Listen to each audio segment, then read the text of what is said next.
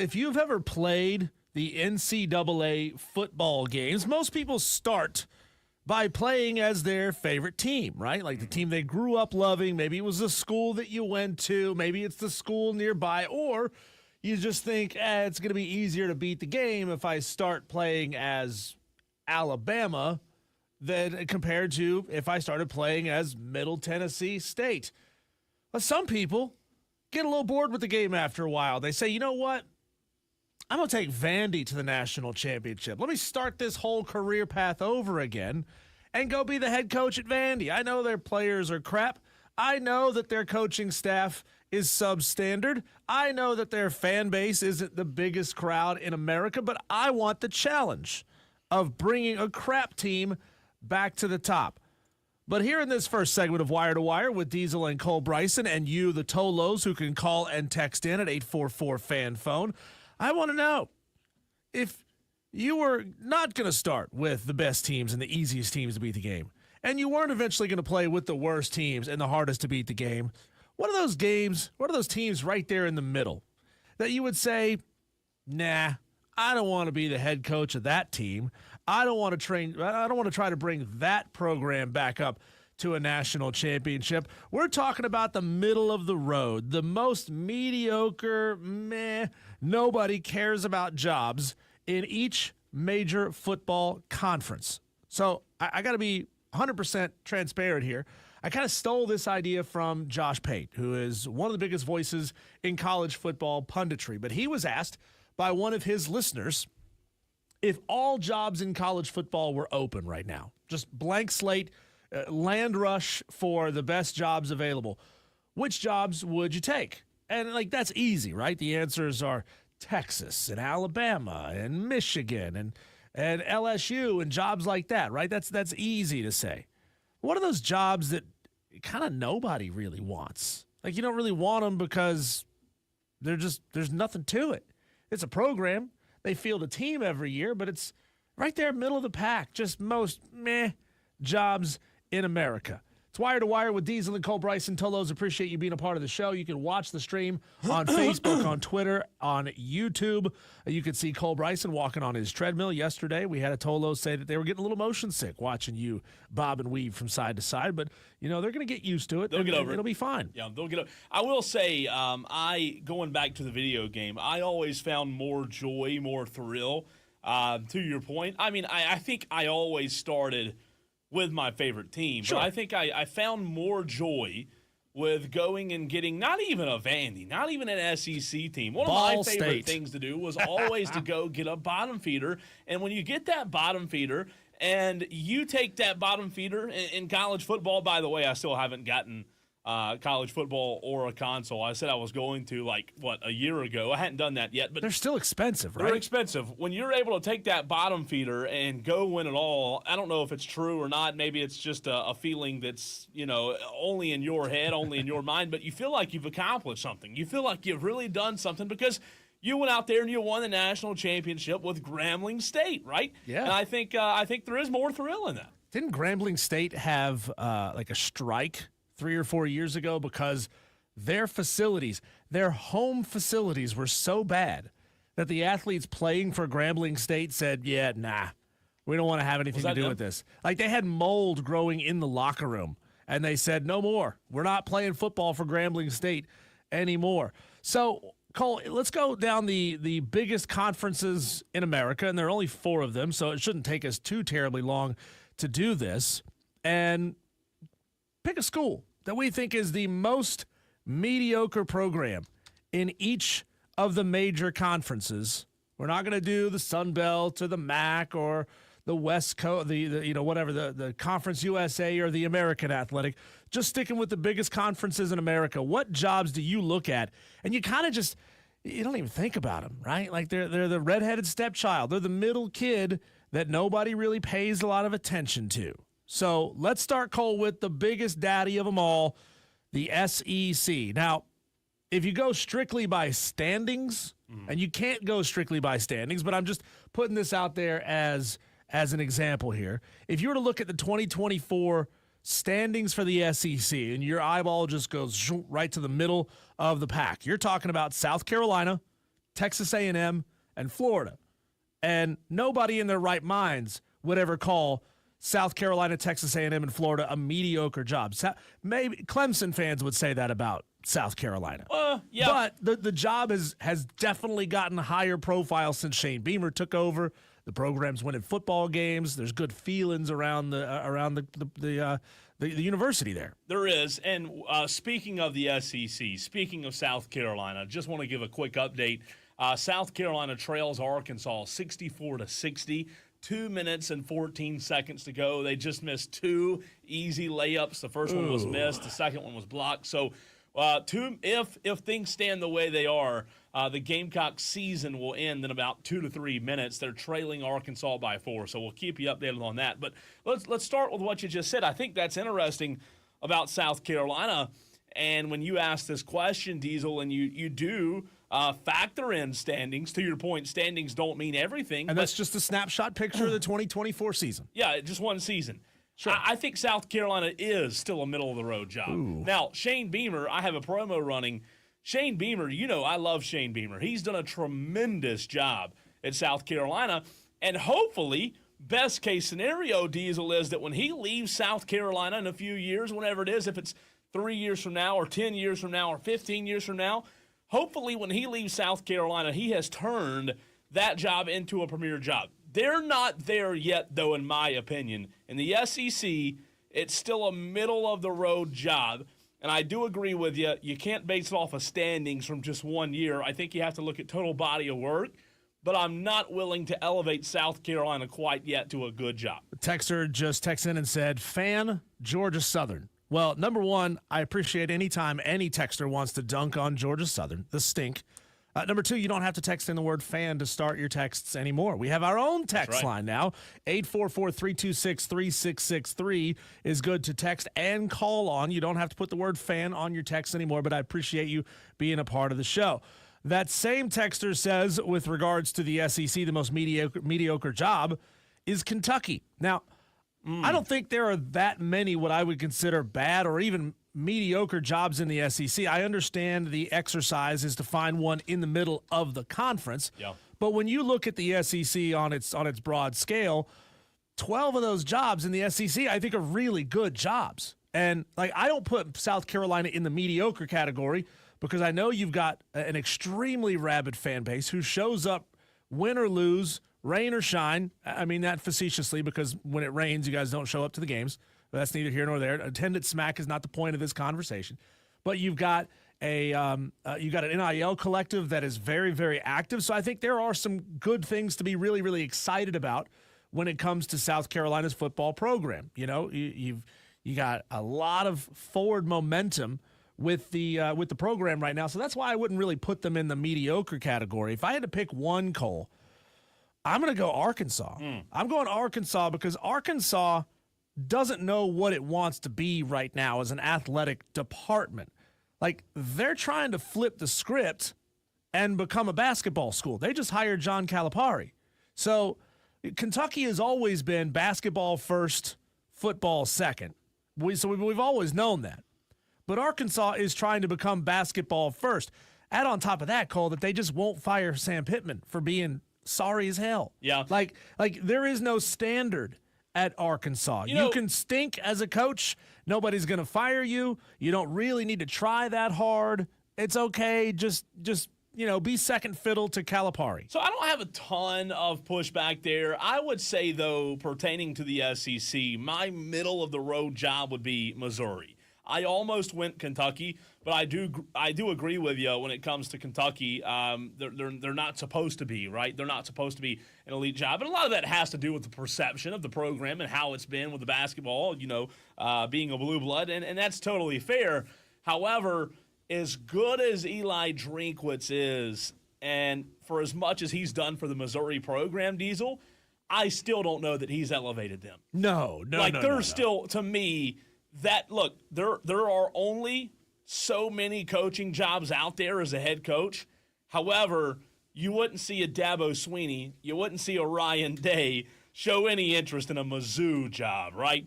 Unless things just got bad. I think Mizzou's the one for me in the SEC where you look at it and you say, that's just bleh, middle of the road.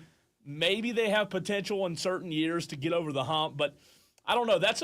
I think that's a tougher job than people will admit, Diesel. Think about Missouri here. And look, Eli Drinkwitz coached my team for 1 year. Yep. Probably the single best season in App State history. He did it with another coach's players, but he was there. He was coaching them. He hired the staff, and he won a bunch of games. Sure. Probably very well could have been, if it hadn't been for the late season loss to Georgia Southern on Halloween, could have had that team as a New Year's Six game, an outside shot at a New Year's Six bid that year. But the question is, when Eli Drinkwitz finally decides to move on, let's say, just for the sake of argument, let's say Lincoln Riley gets fired at Southern Cal, and they call Eli Drinkwitz. They wouldn't, but let's just say for the sake of argument that they wouldn't hire somebody that's better than Eli Drinkwitz to take that role. I think it's back to the old drawing board, and you hope that the next guy you get can be almost as good as Eli. No, I'm with you there. He's 40-22 in his career. He has shown, look, when I say they're a middle-of-the-road program, middle-of-the-road job, that has nothing to do with Eli. He's a great coach. 2023's top 10 finish, win over Ohio State in the bowl season. Mm-hmm. He's a very good coach. I'm not saying he's not. I'm just saying, to your point, you're exactly right. When he leaves, they might even fall back to a Kentucky. They might even fall a little further. It's going to be hard for them to maintain what Eli's done. And look, it is a matter of time. Eli Drinkwitz is going to get a job somewhere unless he's happy, unless they pay him and back up the Brinks truck. And by the way, Arkansas just went up 4 with 32 seconds to go. But I think he's done a fantastic job there. T. Swizzle, who is a Clemson fan, just putting this out there in advance, Carolina will never be on top as long as they are in the SEC. Just not a big-time football brand when you consider how many big brands the SEC has. And also, when honestly Carolina is considered a women's basketball school. I think Gamecock fans, are you going to take that? Well, I think to his point, I think that's why, in my opinion, South Carolina is such a hard job. Like, and that's why I give Beamer so much credit. That's why I have friends who are South Carolina fans, Diesel, who are dumb, and they say, "Oh, Beamer's not a good coach." Well, you're an idiot. Beamer's a fantastic coach. He's done a fantastic job there. It's hard to win at South Carolina, to T. Swizzle's point. And we had a texter text in and say, Vandy. Well, here's the thing, texter. I think, at least as for right now, if we're talking snapshot today, Diego Pavia has made Vandy kind of a sexy job. Like, for now. It's a very, very short window, but I think Vandy is not that bad of a job right now when you got Diego Pavia. We'll have to roll through these last three pretty quickly here, Cole. For the Big Ten, I'm going Michigan State. Michigan State has a good name, but what have they ever really accomplished in football? Like, their conference championship game is beating Michigan or Ohio State. Below them, you're going to have Rutgers, Northwestern, Minnesota, maybe, Illinois, Indiana, Purdue, Maryland. They're all bad jobs. I think Michigan State is that one that just kind of sits right in the middle of the Big Ten, that it's going to be hard for them to get a whole lot of upward mobility. That's why it's just the most meh job for me. Would you rank, before I give mine, would you rank that Michigan State over Illinois? Being a better job or a worse job? Yeah, being a better job. Yeah, it is a better job than Illinois. I think it's close, though, don't you? It's not far. It's not far. I mean, the Big Ten is a very top-heavy conference. You know, especially with the additions of the western flank. Yeah. You know, you got the Michigan, the Ohio State, Penn State. Iowa's still a better job than Michigan State. You think so? I do. Oh, I do think that. So maybe it's just that I love the black and gold colors. Yeah, no, I'm with you. I like Michigan State as your answer there. I have no pushback there. I mean, there's the bad part about the Big Ten is there's several candidates, good candidates, because you said it. I mean, it's top heavy. It's kind of the opposite of the SEC. The SEC is truthfully 12 really good programs and 12 really good jobs, and like 4 meh. Or 4 crap jobs. I think the Big Ten's kind of the opposite. I think it's like 4 or 5 really good jobs, and I don't even know how many members they have now. 27 members. The rest of them are all crap. So let's go down to the Big 12, Cole. This one kind of a hard one because there's so much parity in the Big 12. Like, you can literally go bottom to top or top to bottom in a given 2 to 3 year stretch. Case in point, Arizona State picked to finish last. won the conference, went to the CFP. If I got to pick the most mediocre job in the Big 12, actually, I'll hold mine. Let you go first. What's the most mediocre job in the Big 12? The most mediocre job is Cincinnati. And I may ruffle feathers there. But look, they have a good coach now, but I still think Cincinnati's the most mediocre job. They're always searching, aren't they? Yeah, and they never really can just, like, it feels like they've plateaued, you know? Yeah. I think Cincinnati's my answer. That, again, a tough one.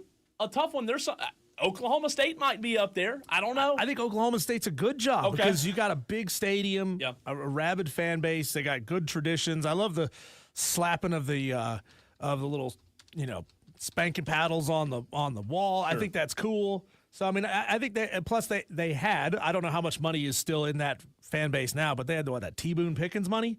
Yeah, they got money. And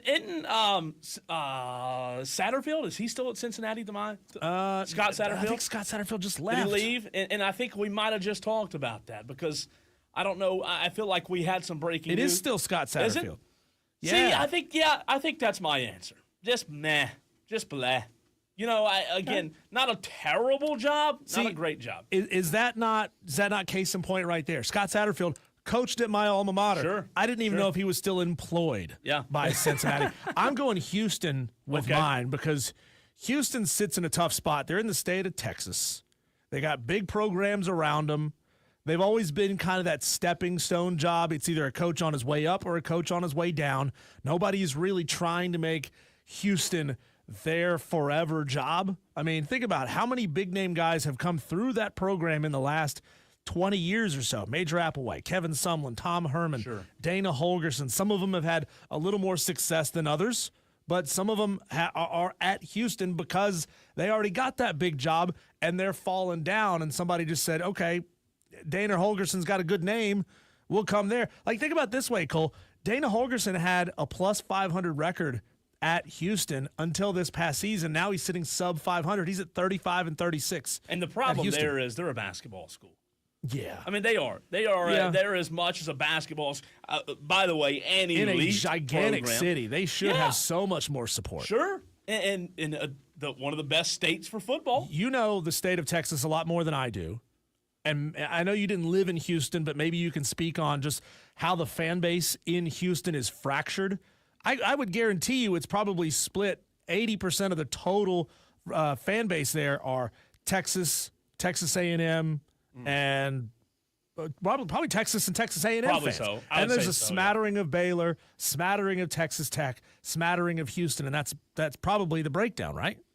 I think so. I think with as many people moving into Houston, like the big cities, they're melting pots. I think there's probably a lot more outside fans than there are Houston fans, to your point. Cole, and lastly, let's go to the ACC.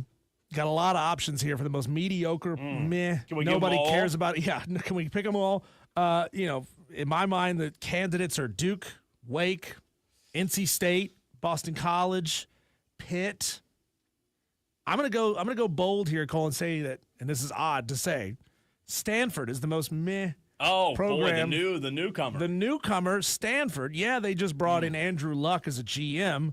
But, like, that feels like a publicity stunt, right? That feels like a program that doesn't know what the hell they're doing. Like, why does Andrew Luck have any qualification to be a GM? Yeah, he's going to bring some money into it, but not, like, the kind of money that you need to bring. So I think it's just them kind of going for something to get some attention because they know they're a bottom feeder. Yeah, I don't hate that one. This one's tough, by the way. I think this is the toughest one. It's like trying to find a needle in the haystack. True. I'm going to go Pitt. Good choice. I'm going to go Pitt. I just don't know that Pitt is looked at as a good job by anybody. Again, to be fair, there are a million coaches out there who would apply tomorrow if it came open. There are only a limited number of head coaching jobs available. But those are the coaches that will only apply for the Pitt job because they want a Power 5 job. Yeah. Right? Nobody's beating down the doors to get the Pitt job. Yeah. I mean, you could also Pitt's a better job than Boston College, who struggles to get anybody's attention in their own city of millions and millions of people. I'd say that's a bad job. BC, that's a bad job. That's a bad job. But to be fair, they've got a good coach right now. Right. We'll see how long that lasts. But just because, going back to the point earlier, just because you have a good coach doesn't make the job. Same thing with Shane in South Carolina. Good coach. He hadn't made the job good yet. I think he will one day. Let's see what Dewey has to say on the phone lines at 844-326-3663. Time for our daily Dewey. What's on your mind, Dewey? Yes, I think South Carolina, it's a good job to have, and it's a hard job, but it's half and half. If the football program can continue winning 9, 10 games a year, and then Shane can make it a lucrative job for anyone who wants to come. But if it goes back to crap, then no one's going to want to come. And then the men's basketball team, that's a travesty. Lamont needs to be fired today. And then everything else works out. And the baseball team's okay. So everything hinges on Shane Beamer. Is that what you're trying to say? Shane Beamer can turn South Carolina into a legitimately premier job, or if Shane Beamer, if things fall off the rails for him, South Carolina goes back to just that same old crap job that people apply for because they want a job. I think Dewey's wow. right. I think Dewey's right. Before he said Lamont needed to be fired today, I was going to say Dewey is actually right about something for the first time in his life.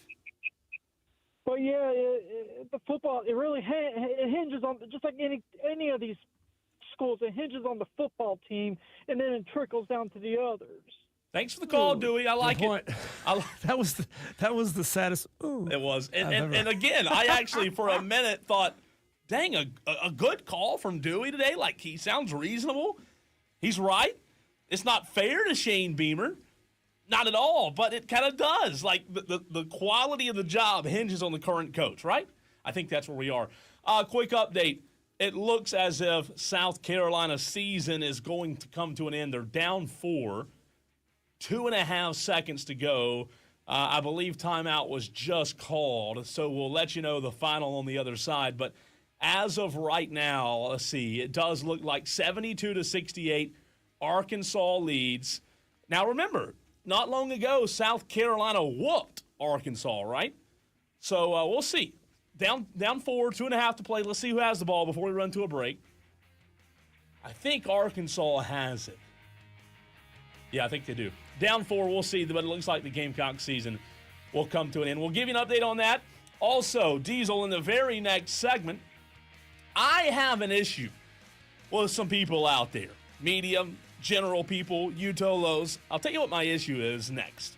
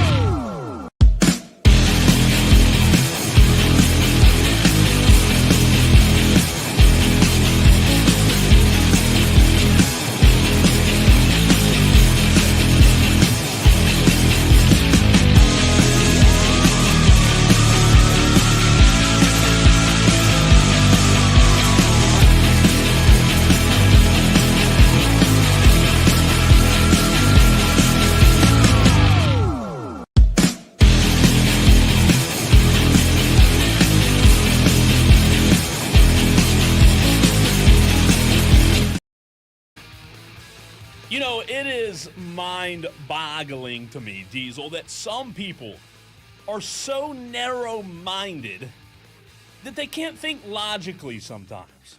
What on earth am I talking about? I, in recent days and weeks, have heard a lot of, "Oh, I told you so." Don't you love that guy? The "I told you so" guy.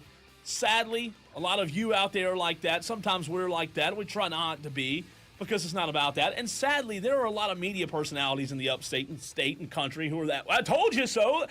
They want to be Mr. I told you so. So here's where I'm going with this. Diesel, people have waved the "I told you so" flag. I don't know if you have a flag in your office with the "I told you so," but some people do.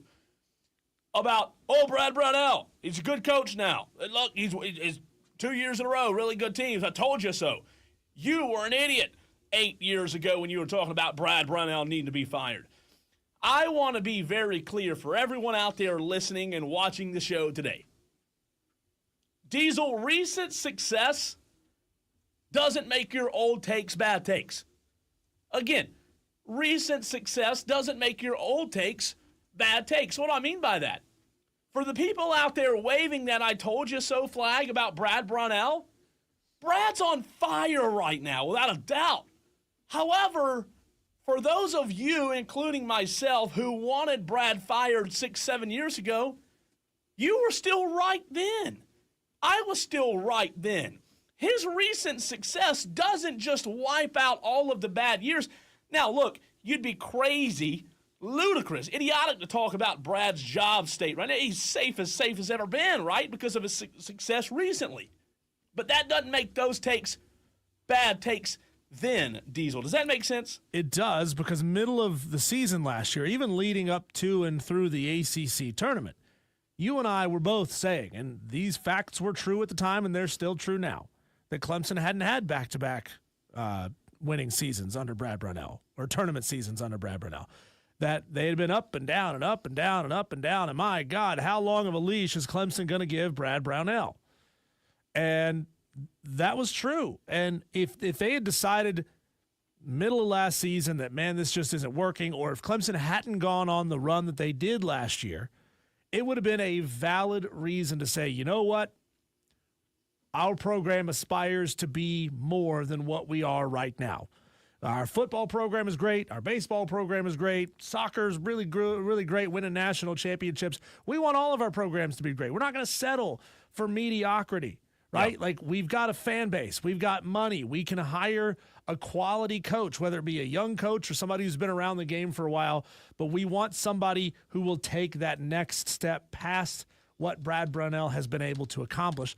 And you would have been right at the time. And like you said, this is a "what have you done for me lately" business. And Brad Brownell has secured his job at the very least for the next 5 years with his performance last year and this year. So we'll see if, I mean, like, even if the doors fell off and they were 10 games under 500 next year and the year after that, fans would still say, yeah, but he took us to the Elite Eight. Yeah, but he accomplished whatever he's going to ultimately accomplish this year. Yeah. They beat Duke. You know, they'll say things like that, and that'll keep his job safe for a while. And by the way, Arkansas did defeat South Carolina just moments ago. 72-68 was the final score of the season for the men's basketball team at South Carolina has come to an end. But my point here, I want to be very, very clear to all of you Tolos out there listening. Tolo stands for turn on, leave on, by the way, in case you were wondering. For all of those out there, I want to be very clear. I do appreciate what Brad Brownell has done for Clemson. I do think that right now he's one of the top coaches in the game. I also do believe that past takes and past beliefs and past thoughts can also be true. For example, let's take a look. Brad Brownell's first season, Clemson was 22-12, a .647 winning percentage, very good year. Went to the NCAA tournament. That was 2010, 2011. Well, guess what, Diesel? For the next 1, 2, 3, 4, 5, 6 seasons, they did not make an NCAA appearance. I had a weekend sports radio show in 2015, 2016, 2017, and I was very, very loud, and I was very eager to beat the horn of Brad Brownell has not done enough. And my point is, he made the tournament in 17-18, missed it for 2 straight years, made it again in, 2021, missed it for 2 straight years, and then made it last year. Again, I want to be very clear, I'm a big fan of Brad now because he's winning, just as everybody else is. But don't be confused with recent success wiping out bad takes. Diesel, there was a 6-year period he never made a tournament appearance. If he were at an elite program, guess what? He wouldn't have had a job after those 6 years were over. Yeah, if he was at a program that they valued NCAA tournament berths, which should be the standard at Clemson. Why is the standard Omaha?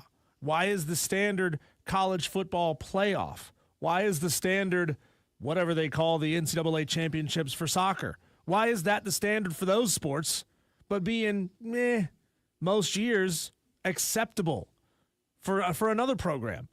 That's one of those things that, again, I know that a lot of the Clemson fans, basketball fans, who are coming out of the woodworks, because let's be real, a lot of these people weren't around 3, 4, 5 years ago. They're coming out now saying, I told you so, because they actually have something to back themselves up. When they didn't have anything to back up their I told you so's, they were back there in the woodpile, But they're coming out and they're saying, I told you so. I told you Brad was great. Well, no, you didn't. You didn't tell me anything. You weren't here. Yeah, it's easy to be the, oh, look at me, I'm right guy now when he's winning, right? Sure. I mean, it's easy. And the sad part is there are media members out there who bleed orange and only wear orange-colored glasses who will tell you, well, you were an idiot back then. You were just a slap idiot if you believe Brad wasn't a good coach in the 6 years he didn't take your team to an NCAA tournament appearance. I can't stand that level of ignorance. T. Swizzle on the YouTube stream says NIL is helping them big time. Not really a big basketball school.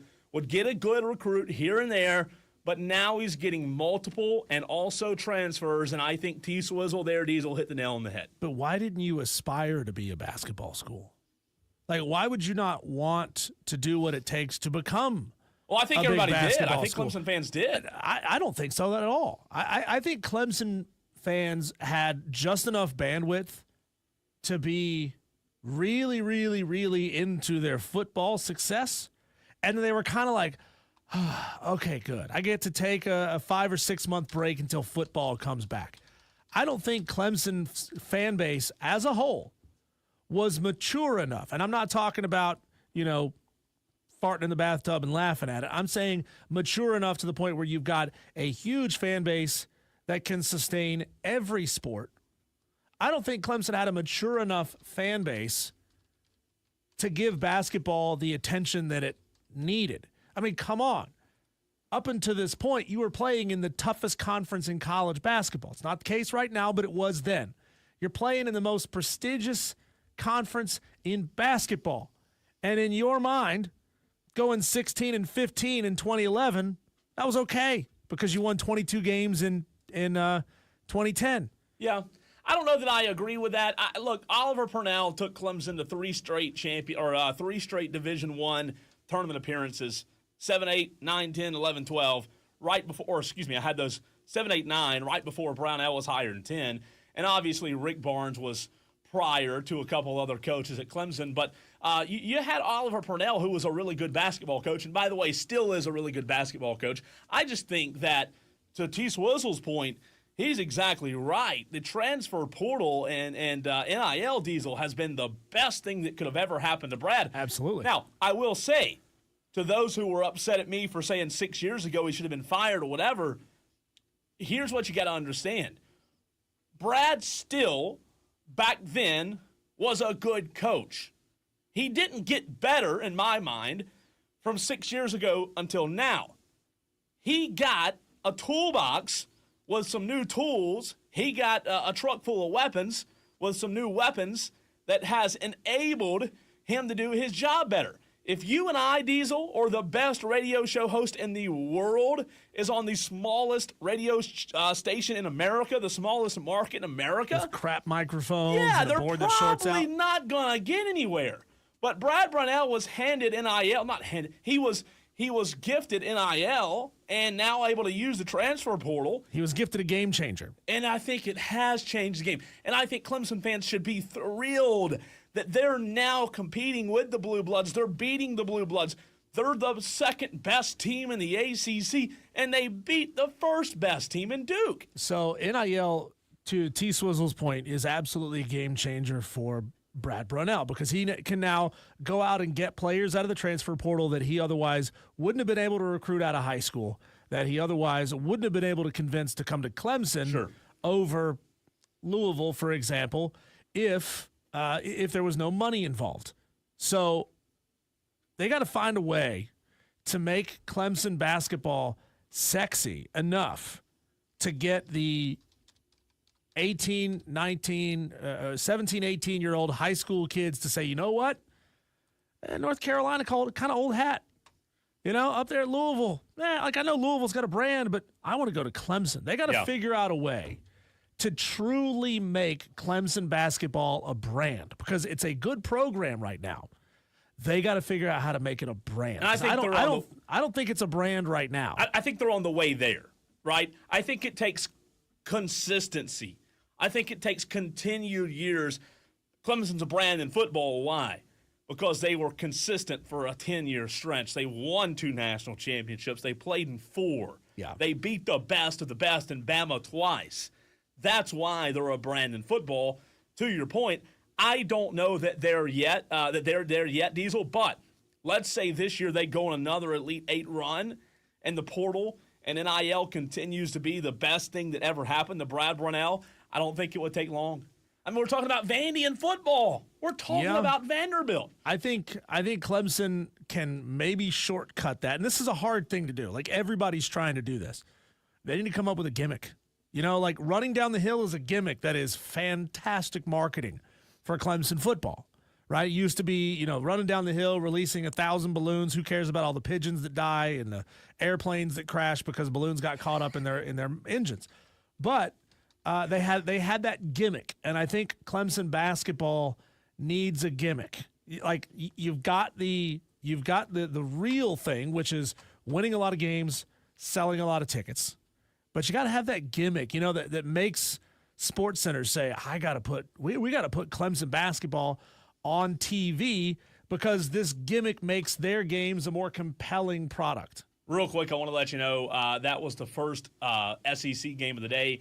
Coming up next, Texas, Vanderbilt, LSU, Mississippi State tonight at 7 o'clock, and then Oklahoma, Georgia at 9:30. Darius Garland was just on the SEC set, former Vandy guard, I think in like 2018, 2019, obviously current Cleveland Cavalier and one of the best players in the NBA. But South Carolina season is over, 72-68, falls to John Calipari and the Arkansas Razorbacks. John Calipari's a brand. What are you going to say? He is. Dewey texts in and says, all Clemson cares about is football and baseball. The basketball will fade starting with the tournament one and done. Dang, Dewey. Dang, Dewey. And this came in before that, but this does come from anonymous texter.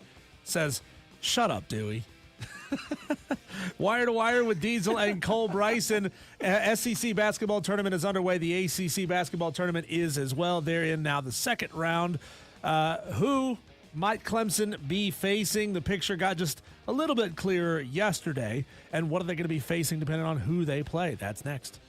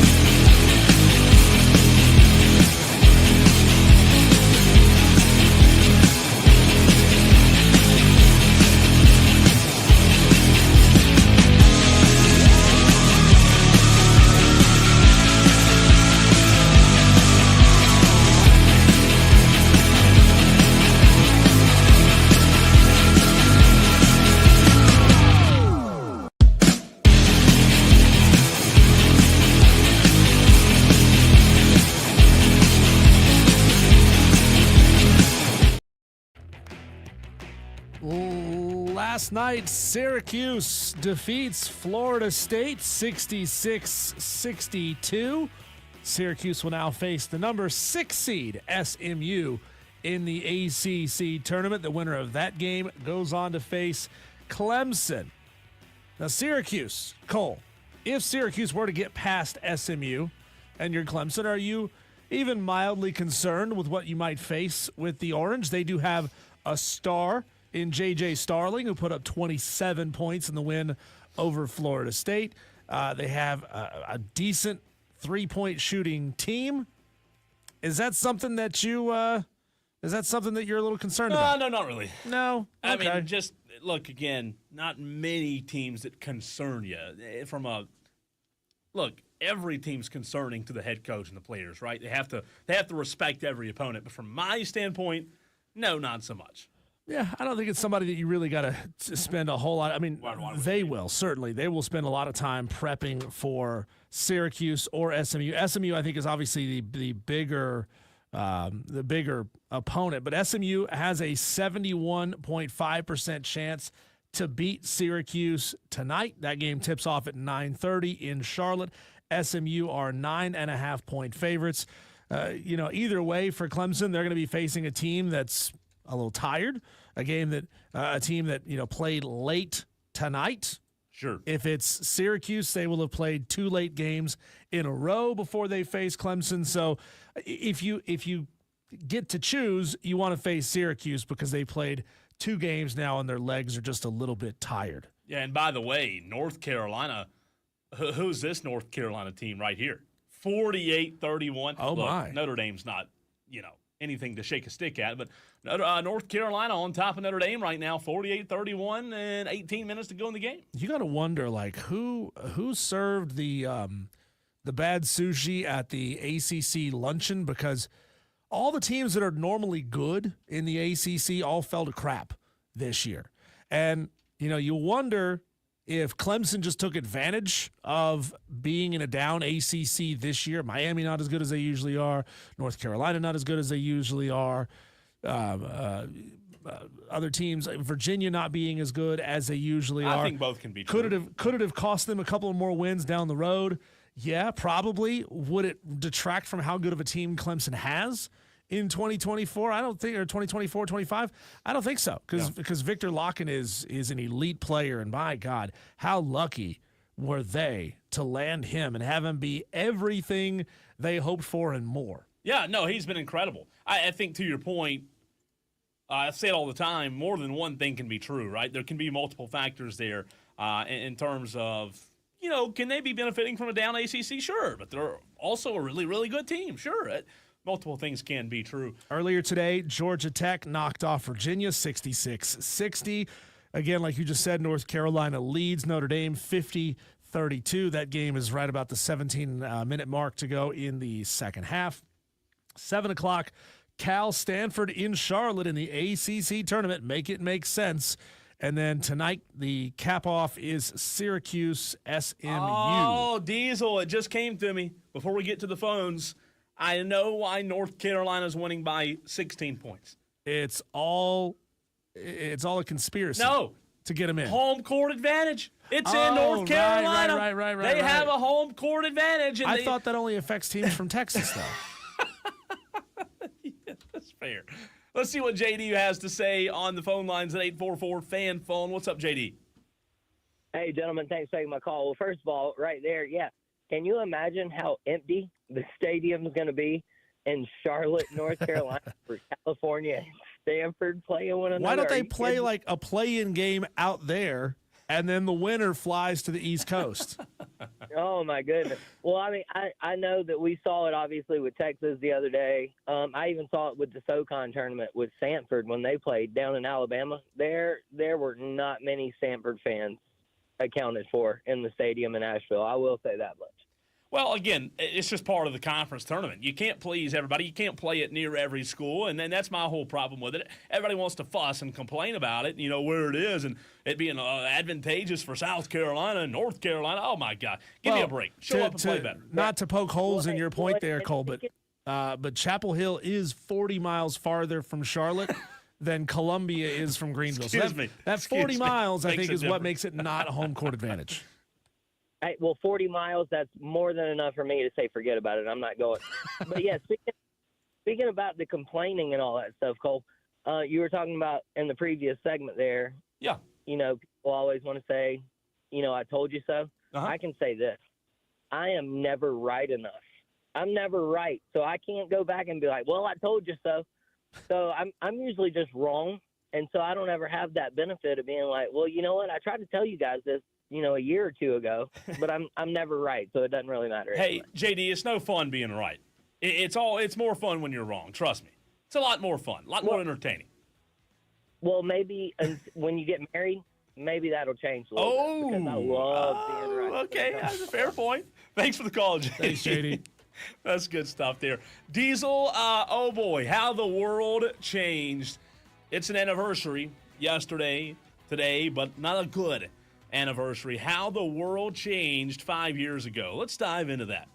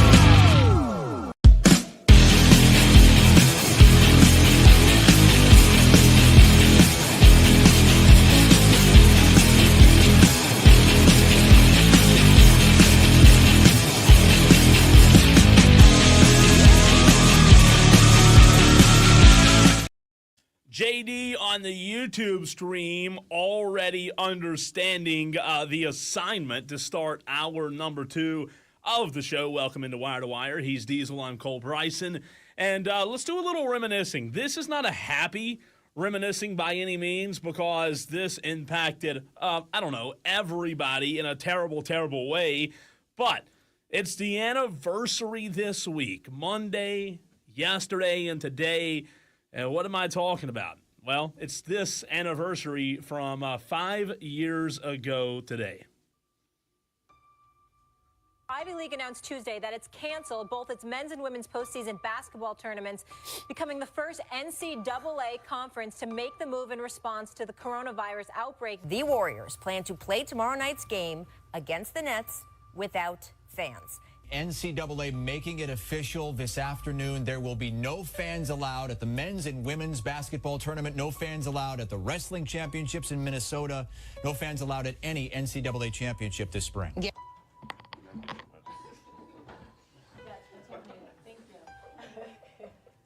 NBA is suspending the season. Welcome you back to the studio and Sports Centers. We covered this sort of surreal day in college basketball. 13 conference tournaments have been canceled. The Big East, the latest to do so, canceling their tournament literally at halftime of the Creighton and St. John's games. NHL just announcing that they are pausing the season due to the coronavirus. The NCAA making it official. The NCAA tournament has been canceled for 2020. 5 years ago, it's unbelievable to think that it's been 5 years. It also, in a way, feels like yesterday. Diesel, I was not in sports radio full-time. I obviously was doing part-time stuff here at the station and with Burns and Saturday Morning Scramble. I wasn't full-time. I had a marketing job at the time here locally in the upstate. But 5 years ago, that's the question I asked to you as well as the Tolos at 844-FAN phone, 844-326-3663. What happened in the sports world, outside of the sports world for you that made you realize, oh no, this thing is serious? Well, it's funny. The clip in the middle of that montage that you just played was Rudy Gobert touching all the mics, yes, right? And people, a couple of the reporters there were giggling and laughing about it. But you gotta think, Cole. You gotta remember, 5 years ago, none of this was nearly as politicized as it eventually became. Sure. Right? It eventually became a Republican versus Democrat issue. It became a conservative versus liberal issue. It became controlling government versus people who should be allowed to do what they want to do issue. Yeah.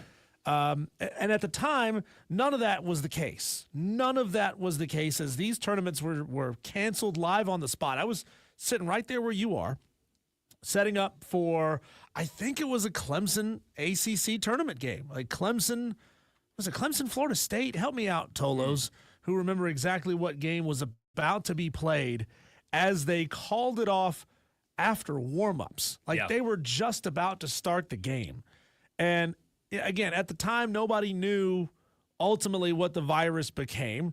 A lot of people still don't believe that the virus was as scary and real as it was. However, it did put a lot of people into the hospital on ventilators, killed a lot of people who were susceptible to that type of virus. That can't be denied. Sure. Those people got sick. A lot of people died from it.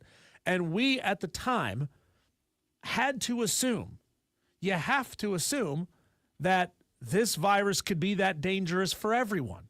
We didn't know yet. We didn't have the research yet. And that's how science works. You develop and you get better and better opinions and facts over time.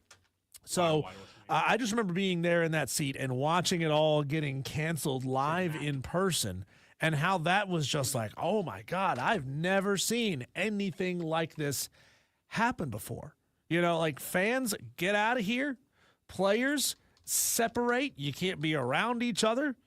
And, obviously a lot happened in the subsequent weeks and months after that. That was also equally as surreal. Yeah. No, you're 100% right. I still, to this day, 5 years later, get goosebumps thinking about it.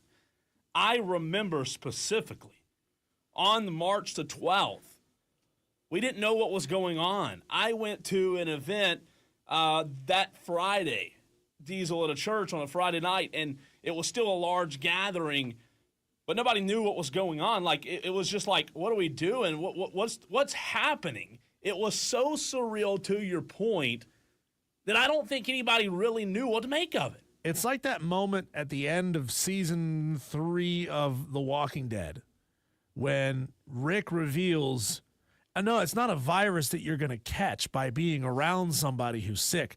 We all have it.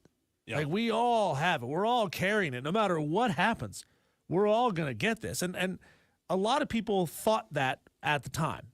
JD on the YouTube stream says, 5 years ago today, I was bringing home my firstborn son home from the hospital.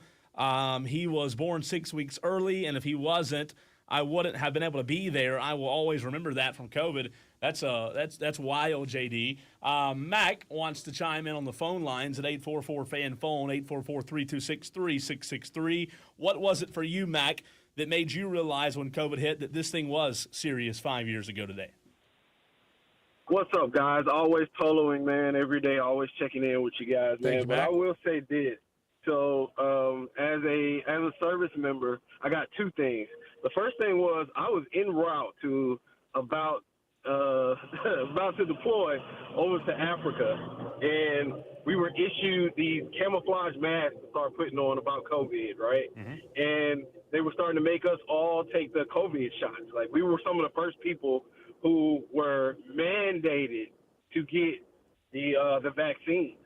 So then right after that, when the NBA went into a bubble, when they closed off everybody from coming into the games and they had this whole playoffs in the bubble and people had to fly their family members, or once they lifted that where they would actually see their husbands and wives and, you know, their children and different things like that, that's when I knew it had gotten out of hand and it was crazy. That's interesting that you were in the service at that time. So were they really emphasizing it then, Mac, that it was as serious, or was it kind of precautionary at the time? No, so check this out. It came out that if you did not take the COVID shot, that they could kick you out of the military. That's how serious it got. So were you, Mac, were you meaning more like of a dishonorable discharge? It was called less than honorable. They couldn't make it dishonorable, but they could make it less than honorable, which means that you don't get all of the totality of the benefits that you're supposed to get as a veteran. But it was absolutely crazy at that point in time, and a lot of my veterans understand exactly what happened. Sure. We had to be masked up everywhere we went. You know, you're in full battle rattle, you're in full gear, you're in full uniform with your boots and your hat and all this stuff like that, and then you have to have on a COVID mask that has to match your uniform or be black at that time. And there was a lot of heat casualties and people passing out and just people just like, it is hot under here, I need to breathe. Yeah, it's tough, man. Mac, where are you calling from? What city? Greenville, South Carolina, guys. Mac, I'm right up the road. Well, number one, appreciate your service. Number two, appreciate you toloing, as you said you do. Turn it on, leave it on. Appreciate you listening to the show, Mac. Thanks for the call. Always, man. Thanks for the call. Appreciate you, Mac. Mac's a really good call there. And look, that's an interesting perspective from Mac, because everybody dealt with it, right? I had a mandate at the time, like in my position, I had to give everybody that worked for us a note so they could drive as a what do they call it, a necessary worker or something. Essential worker. That's right.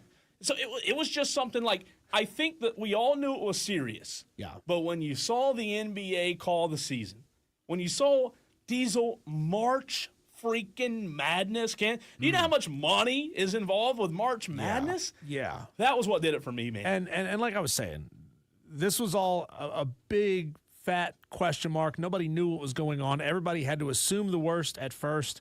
And I thought, okay, maybe they're going to delay this thing by a month, right? You can't play March Madness, but what if you could do like April, May Madness? And you're like, all right, kind of stinks. Wasn't that weird that we pushed back the NCAA tournament by 2 months? Yeah. And but no, I mean, you know, to have so many games canceled, and then the aftermath after that, Cole, once we finally did start getting competition back on the field and back on the courts, this whole not playing in front of anyone rule, the rules. Remember when they were like coming up with really wild seating charts for football sections where they would do like every other section, and you couldn't. There had to be like 3 seats between every ticket, and they had to like kind of checkerboard them in a way where nobody would get within 5 feet of someone else. Diesel, it was so weird. I went to a Clemson game that year, and I probably sat 10 feet away from somebody. Yeah, in the lower deck. I mean, it was so strange. Like, everything about life. I'll tell you one story before we go back to the phones. I remember driving home one night. This was what did it for me. And again, Tolos, I want to continue to hear from you at 844-FAN-PHONE. What did it for me, Diesel, I was driving home one night, and it was like this week, maybe the week after, getting probably 7 o'clock, stopped in a gas station. And the clerk said, "You're not supposed to be out this late." And I thought to myself, what on earth is happening? Yeah. Not supposed to be out this late. Like, that's when it kicked in for me. Like, this is crazy. This is me being facetious, and I can joke about it now. I got one of those essential worker notes, basically, that said, hey, if I go to a gas station and they're trying to deny the masses gas, they cannot deny me gasoline because I'm a broadcaster. I'm here to spread information over the air.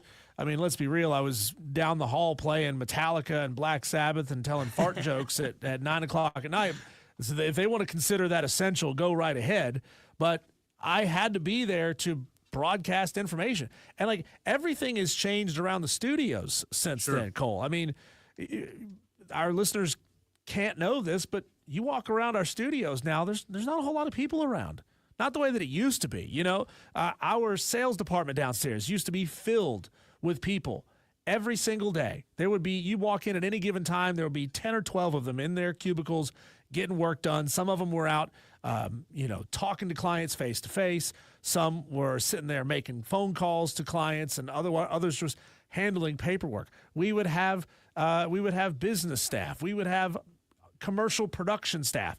Those people aren't here anymore. Everybody's doing everything from home, and they're still doing everything from home to the point where, Cole, like, it's kind of odd. It is odd. You walk around the building, and it feels like nothing has changed from COVID, from the beginning of COVID until now inside of our building. It was such a weird time. JD wanted to call back in with a story about it as well at 844-326-3663. The phone lines are open. What's up, JD? Hey, thanks for taking my call again. My bad, y'all. Sorry to call you back twice. Good. But, yeah, this one is near and dear to my heart. So, yeah, like you just said, Diesel, I was working at Chick-fil-A at the time. And I will have you know that Chick-fil-A got deemed as a essential employee. Yes. We work. Gotta get those nugs, man. Do all this stuff. Chick-fil-A, yep, you got to do the Lord's work. You got to serve the Lord's chicken at Chick-fil-A. You can't get COVID at Chick-fil-A because it's blessed. That's right. Right, yeah. Well, hey, y'all be blessed, not stressed, as I always say. So it was really weird, though. It was a whirlwind of a few days for me. So my wife, she went into premature labor on a Wednesday. She got sent home on a Thursday. We were back at the hospital on a Saturday. My firstborn son was born on Daytona 500 day. You know, I'm a big NASCAR guy. Mm-hmm. So he was born that Daytona 500 day. He was 6 weeks premature. And literally the last 3 days that we had to go to the hospital, they're scanning your temperature. Yeah. They're checking your vitals. They're doing everything they can do to try to keep this virus out of the hospital. And so it became really hard for us to go back and forth from the hospital to see our, 6 weeks premature little boy Trip, who weighed 5 pounds, 4 ounces, 19 inches, all that stuff. And to me, that's always going to stick out to me when it comes to him being born. Yeah. It's just the way that all of that stuff played out. And had he been born when he was supposed to be born, I would not have been able to be in the room. There were so many children that were born post the COVID restrictions that the father was not even allowed to be in the room. There were so many fathers who never even got to see their first or second child or whatever be born because of these COVID restrictions. And so it was just ridiculous. But again, you guys are awesome. Y'all always talk the real stuff. We're creative. Y'all talk sports. We do everything here. So shout out Cole, Diesel. Y'all make sure to hit subscribe, like, follow, and do everything you need to do. Thanks, JD. Make it a promo. I like that. I like that a lot. You know what's interesting, man? Like, at that time, the sports world's impacted first. Yeah. And then I think, if I remember right, it was the major cities, right? The New Yorks, the flights. Yeah. The flights that were – Diesel, you didn't see planes in the air at night. Do you remember like watching the news and them saying, "Oh, somebody with COVID was on a plane from Thailand to San Francisco. Now San Francisco, everybody there is going to get it. Oh, somebody went from that same flight, they connected to Dallas. Oh, crap, Dallas has got it." Right. And then, part of that, I just remember realizing just how fast a virus could spread. It was a serious virus, and our knowledge of it has grown, and the virus has morphed, and it's still around. Coronavirus is still a thing, but what if it was Ebola, right? What if it was smallpox? What if it was a legitimately terrifying biological weapon, and you think all it takes is somebody who doesn't even realize they have it getting on a plane. That infects the 5 people around them, and they go off and get on their planes, and they how fast it can just spider web out. What's crazy is I remember now thinking about it. They stopped international flights immediately. Yep. Like today, 5 years ago, as soon as international flights done. Yeah. And I was like, oh wow, that's huge. And then I said no domestic flights. Like what? And get in your car. And then to JD's point, scanning temperature, Cadillac. Texts the show and says, what was up with the toilet paper? You couldn't get toilet paper, right? You couldn't get masks. Carolina Spartan tweeted the show. I'm at the Cole Bryson. Diesel's at Diesel on radio. Carolina Spartan said, I remember wiping down all of my groceries with Lysol wipes before coming in the house and feel odd about that now, wiping down bags of chips and loaves of bread.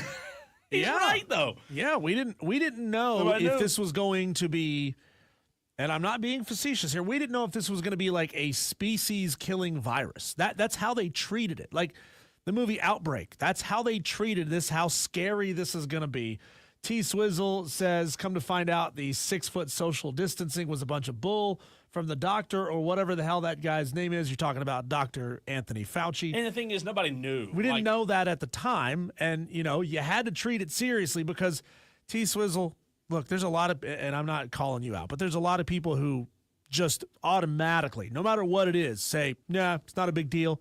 I'm not paying attention to it. I'm not dealing with it. I'm not doing anything you tell me to do. And it's just because that's a lot of people's personalities. That's part of being an American, right? Is not doing what you're told to do. It's part of the freedom of being an American. And how many people were just saying, screw that, I'm not going to do it, no matter what you tell me to do. And no amount of medical information would change their minds. I remember touring a house, Cole, when we were looking at buying a house that had stockpiles of toilet paper in their house because everybody was buying it up. Just didn't know. And again, it was a scary time, man. Like looking back on it, it just is mind-boggling. It's almost one of those things.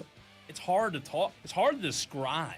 So imagine 10 years from now, 15 years from now, telling people telling kids what COVID was like. No school. Saying, this team all of a sudden can't participate in a game this weekend because one player on the team has COVID symptoms, and now so that game got shut down. And we were thinking, well, what if somebody tried to infect another team with COVID so that you could make them forfeit a game? It's wild. It was a wild, wild time. When we come back, Cole, we go to the phone lines and bring on Grayson Mann of TigerNet.com to talk about Clemson's huge recruiting weekend, their hoops, and so much more. Grayson Mann going to join us next.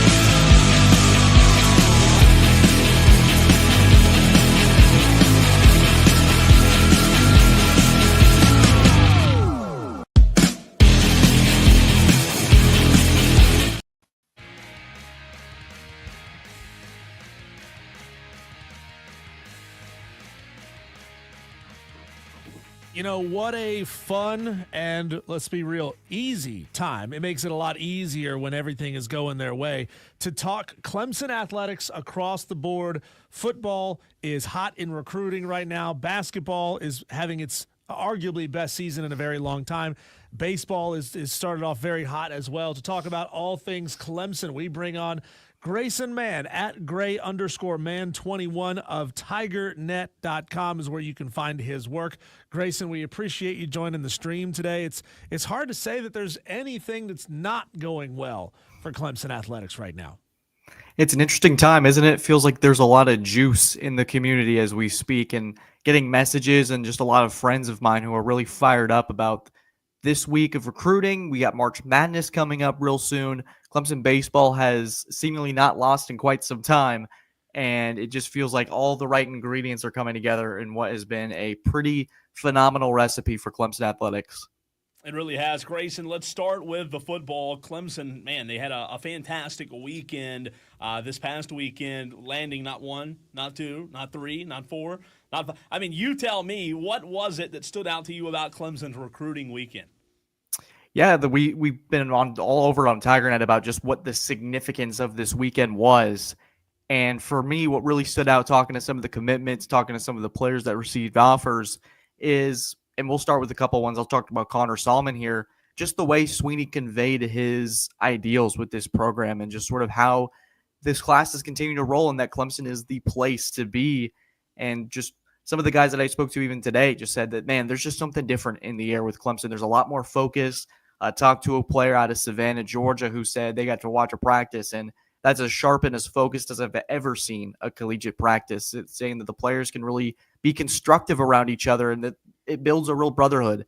And so there's a lot of positives going Clemson's way right now, recruiting-wise, and there's a lot of momentum there. And I think that's partly in playing with that, where this class certainly isn't done or finished by any stretch of the imagination, but this little juice was absolutely necessary, given what happened with the 2025 class, given what's been really surrounding Clemson in terms of a narrative. They needed a weekend or a 4-day stretch where they just felt like they were one of the top dogs, and their star power has really been reimagined on the real national scope.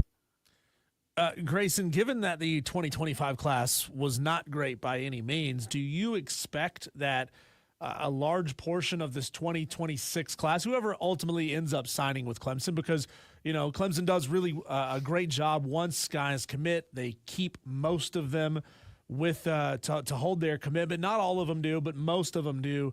Do you expect that 2026 class ultimately will play a lot and play significant snaps early in their tenure?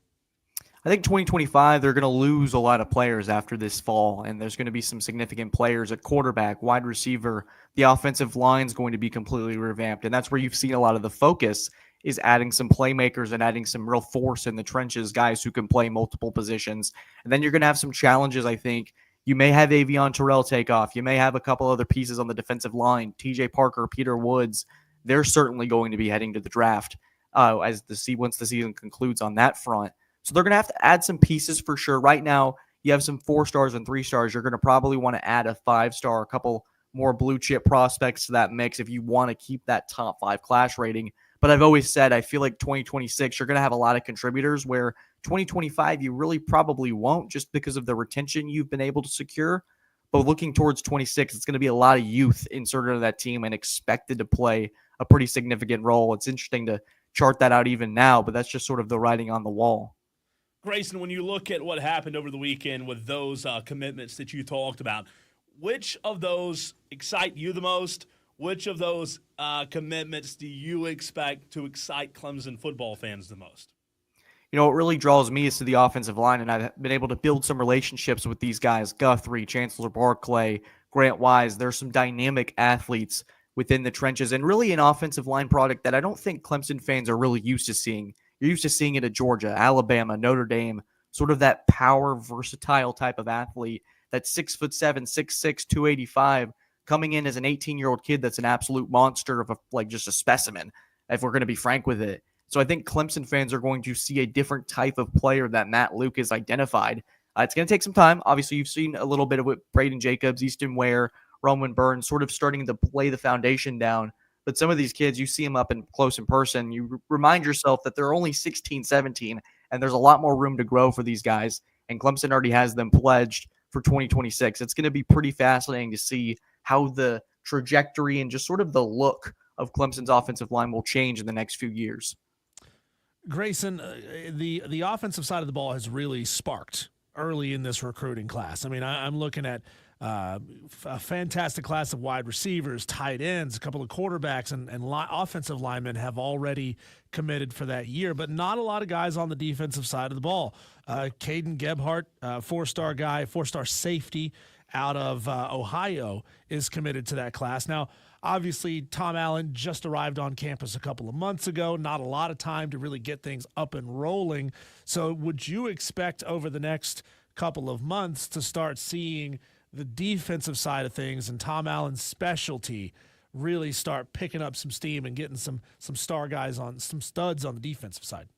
Right, and Tom Allen identified Gebhart as one of those players, the guy out of Ohio that you mentioned, is sort of someone who can play that hybrid role, a real thumper on defense. And then Boulware has played a significant role in the recruiting trail, has been connecting with a five-star linebacker, Tyler Atkinson, out of Grayson, Georgia over there, someone that I've kept my eye on, had a good visit at the elite retreat. But I think also you mentioned the defensive side. I think that will naturally round itself out. I would also keep an eye on running back. They've sort of been rotating offers on that front, but they've had Carson Baker and Javion Mallory as a couple pieces that they've extended offers to. Jalen McGill is coming on a visit, that product out of Mountain View Prep, but I wouldn't entirely expect Clemson to get their hands dirty with that one. But yet again, things change and we shall see. But I think on the defensive side, over the next few months, you're going to see that focus shift. Not that it hasn't been already, but more commitments would be on the way on that front. Grayson, cause and effect here, right? Clemson with a big weekend in football recruiting. What affected that? The hires that Dabo Swinney made, some really good hires that we've mentioned already. You mentioned Matt Luke. Do you feel like the Matt Luke hire specifically, and I know he's made several with Boulware and Tom Allen, but do you feel like the Matt Luke hire, because you mentioned offensive line, was the hire that maybe changed the trajectory of the program? I really do think so. I think Matt Luke is what we're going to look at the end of the day, and I know Garrett Riley and Tom Allen are going to be names, but Matt Luke is probably Dabo's best hire since Brent Venables. When you look at the trajectory of what he brings to that offensive side, he's another head coach who's had experience, was at spending some time at Mississippi State, but sort of that star power on the recruiting trail, I don't think is necessarily understood to the extent. A lot of fans are certainly excited about it, but what he brings in the conversations that I've had, it's just a different kind of player and an advantage that Swinney hasn't really had in quite some time there. And you're really starting to see the fruits, the positive fruits of that return there. So I think for Luke, he certainly is up there. Tom Allen will obviously get to see how he looks in 2025, not only on the recruiting trail, but just how this product evolves. But I think the playoff appearance is also a significant bout where Clemson sort of teetered around this 10-win, 9-win territory, and you didn't really see the proof in the pudding of what Clemson used to be. They're making those incremental steps, back winning the ACC for the second time in 3 years, getting close to taking down Texas. I think those were important steps. And for some of these recruits to notice, hey, there is proof in the pudding here. And Clemson is doing something that resembles the old championship days. At Gray_man, that's man with two N's, 21 on Twitter is where you can find him. Tigernet.com is where you can read his work. Dabo made a big deal when revenue sharing became a thing that all schools could do, that Clemson was now going to be able to compete on a level playing field with other schools. We're all going to have, $20 million that we can distribute to our players. But guess what? I mean, Alabama has the same $20 million, and Florida has the same $20 million, and LSU has the same $20 million. So how does Dabo think that having this money to distribute to players is a huge check in the right column for Clemson when every program has the same kind of money? How, in your mind, are they going to be using it, or are they using it differently from the way other programs are using it to maybe gain some sort of an advantage there? I feel like Clemson's always had a sentimental pull on the recruiting trail where they're really able to tug at just building a player, building a person and not just a player. And now that they really haven't had, and you saw this in 25 with that class where financials did play a role in a lot of those decommitments, where their schools would it just simply come in with a higher offer that other Clemson didn't want to compete with or just didn't necessarily have the funds to do so? So now you combine a more sensible approach on that front where Dabo Swinney says no one's going to be able to outbid Clemson. There's a little bit of a baseline for everybody to work with. And you add the additions of making George Soros your general manager. You add Kevin Kelly to this bit where he's going to be overseeing the roster. There's more eyes on the ball and more eyes on the prize here. And I think that added focus in recruiting, we're already starting to see it. And we saw it in the last 4 days where 7 recruits all come together in this fire sale and they want to come play for Clemson, not just for the cash that may be involved, but the culture that's already been established there and what Dabo presents to the table. And I do think, and just an extra point here, as I do think that retention that Clemson made in December, bringing back their top guys, being able to retain that, secure it, and really have this roster built for 2025 in this NIL era where movement is so common, transfer portal, people are sent out the door left and right. I think the effort that Clemson made to bring their guys back, I think sent a message nationally. Certainly we covered it in a big spot, but I think recruits certainly noticed and said, hey, if this doesn't work out necessarily freshman year, I'm going to develop here and I'm going to be able to stay at a spot that's comfortable. And I think that does still play a role here in college football. Grayson, tomorrow, Clemson Pro Day. You'll be there. I'll be there. What do we expect from those who are participating tomorrow at Clemson? I think it's a big day for some players to really increase their draft stock. I'm looking for R.J. Mickens, who really did himself a lot of favors at the NFL Combine, particularly with his 40 time and just the interviews that he was able to get down with. I believe he spoke with 20 teams in Indianapolis, so it's going to be a big step for him to get that extra workout. Peyton Page is someone who had a nice combine with what I was able to watch. Some of these guys I would consider very borderline draftable versus probably undrafted free agents. This is another big step to potentially increase that stock, and it'll be fascinating to see how that all develops. Grayson, going into their first game in the ACC tournament, Clemson going to face the winner tonight of Syracuse, SMU. SMU obviously poses a bigger threat, a better team over the course of the regular season. But are there any bugaboos about the Syracuse team that you look at and say, well, that may present a little challenge to Clemson should Syracuse be the team that advances? Yeah, I think Syracuse is a little more twitchy at the guard spot where SMU presents more of a challenge with their bigs. So they're going to be different variances depending on the opponent. But I think for Clemson, it's their greatest chance to possibly win the ACC, perhaps in program history at this point. If there's a year to do it, why not now? But looking at tomorrow's matchups, it's always tough to face the same team twice. We saw Clemson struggle with that a little bit against Virginia Tech to close out the season. I haven't really seen 2 perfect halves from the Tigers in a little while, but it really hasn't mattered to an extent. We've really had to be picky with our notes when it comes to this team. So going into these matchups, I think if it's going to be Syracuse, you're going to have to rely on Shefflin and Locken. If it's going to be SMU, Jaden Zachary, who had a big game in Dallas a couple weeks ago, it's going to have to be Chase Hunter, who's still nursing a calf injury. There are different ways this team can win, so they're equipped depending on the matchup that they get on Thursday night. 9:30 tip, we'll be there. It's going to be late, but it's going to be a lot of fun. Grayson, this Clemson team will go how far if what happens? They go that far. I think their ceiling, Cole, to be exact with you, I've tried to map this out for quite some time, thinking, okay, if they finish the season XX, and then I've finished 26-5, most wins in the regular season, I feel like right now their floor as a seed is probably a 4, if I had to make a guess. But I think if the ACC tournament is to go their way, you win 3 straight. In my estimation, I think SMU is probably going to win tonight, and you have a potentially slate of 3 quad 1 wins you could snag. You beat Duke again, who's going to be a 1 seed. I don't see why Clemson isn't a 2 seed at the end of the day on Selection Sunday. But I've been proven wrong before. Maybe the committee values them a little lower. Maybe the committee values them a little bit higher. We're going to find out Sunday night at 6. But I do think Clemson's going to get an advantageous matchup in that first round. Unless it's McNeese. That manager's got some real sauce to him, if you guys have seen those videos. Grayson, it's always funny how head coaching jobs and candidacy for jobs is this will they, won't they? Nobody will ever come out and say anything. So it's one side will float a little rumor, the other side will float a little rumor back.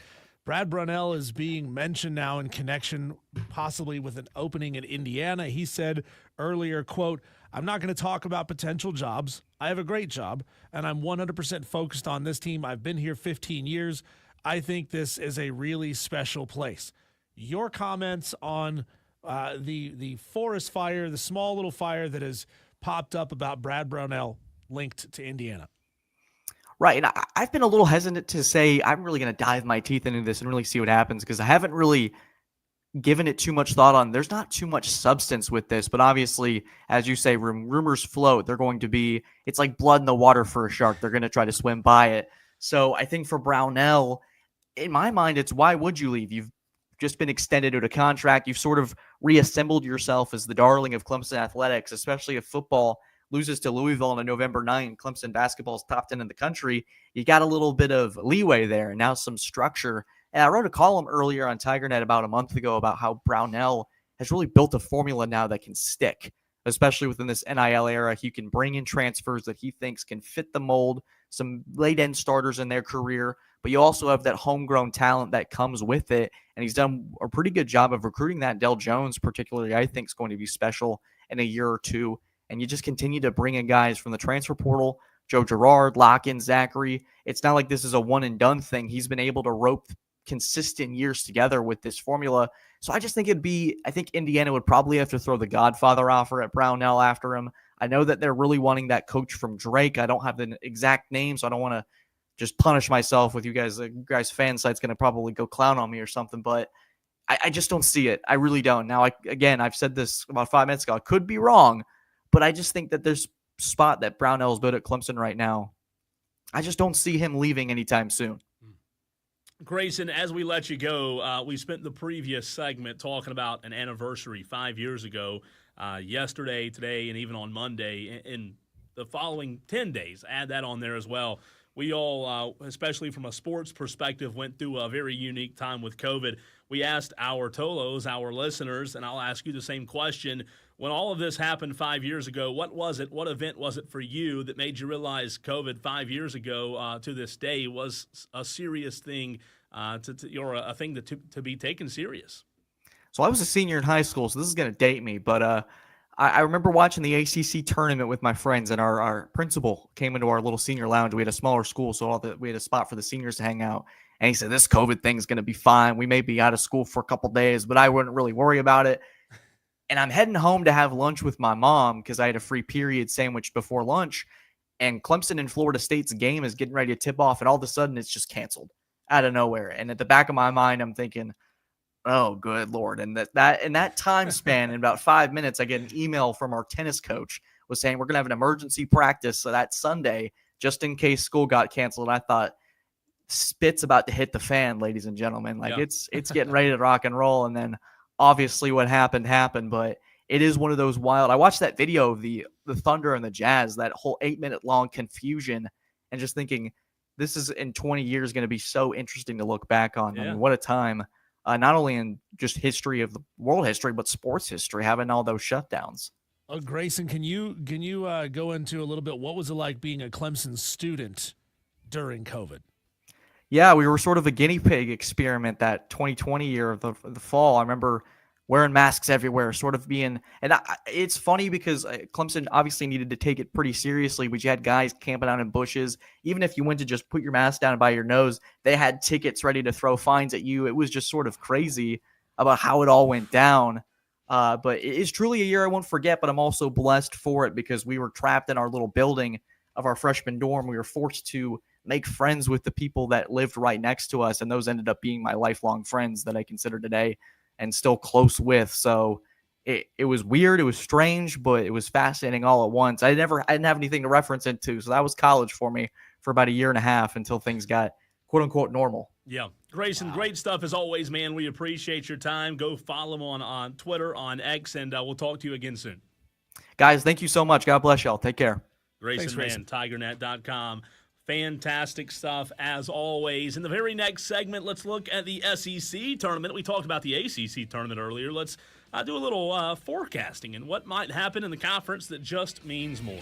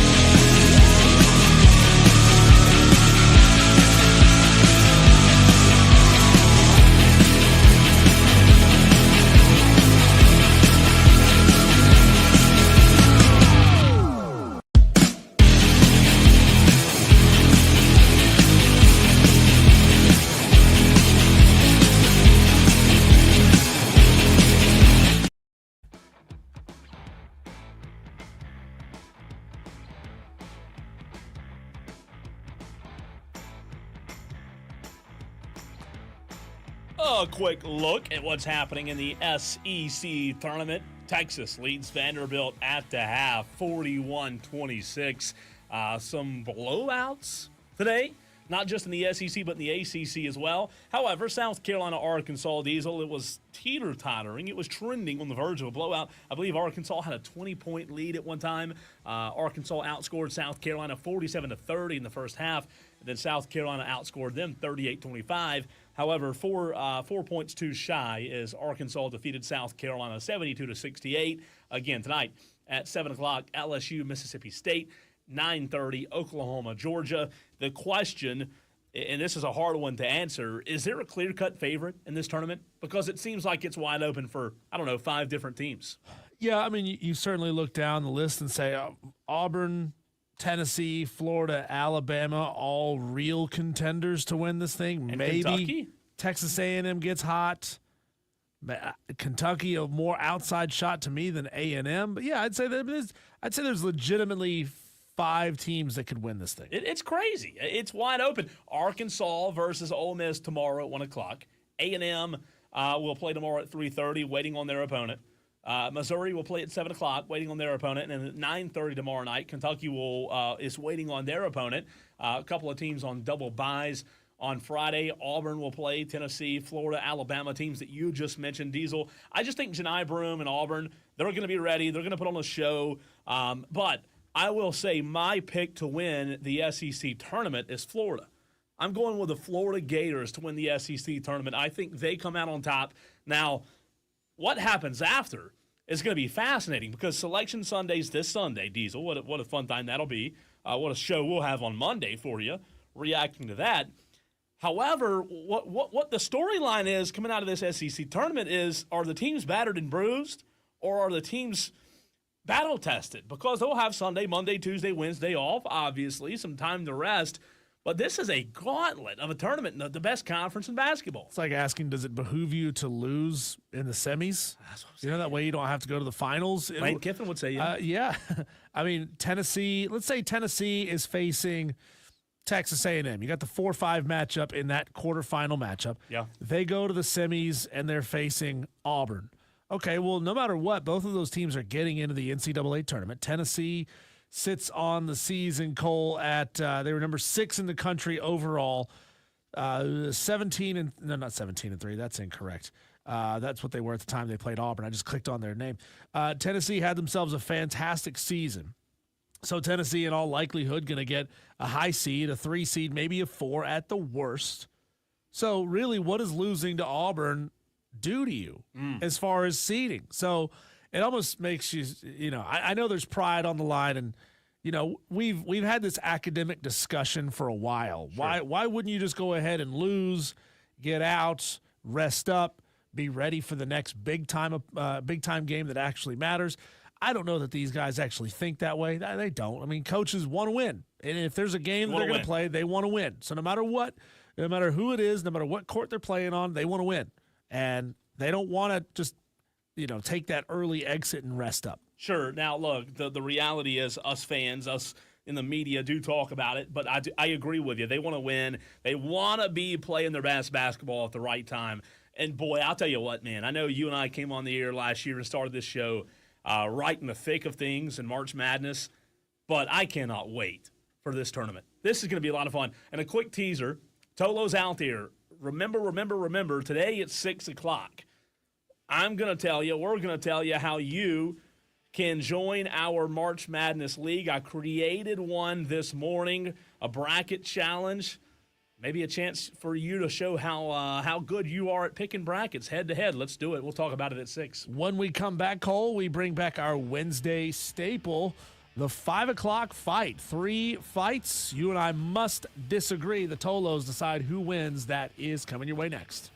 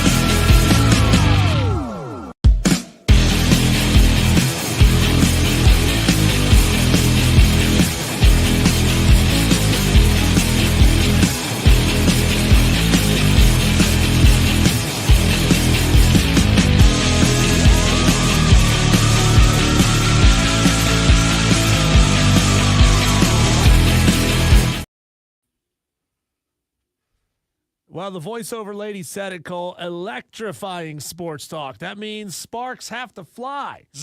And we do it here in the 5 o'clock fight, a weekday Wednesday staple. Here's how this works. We have 3 different topics. Sometimes they're sports, sometimes they're not.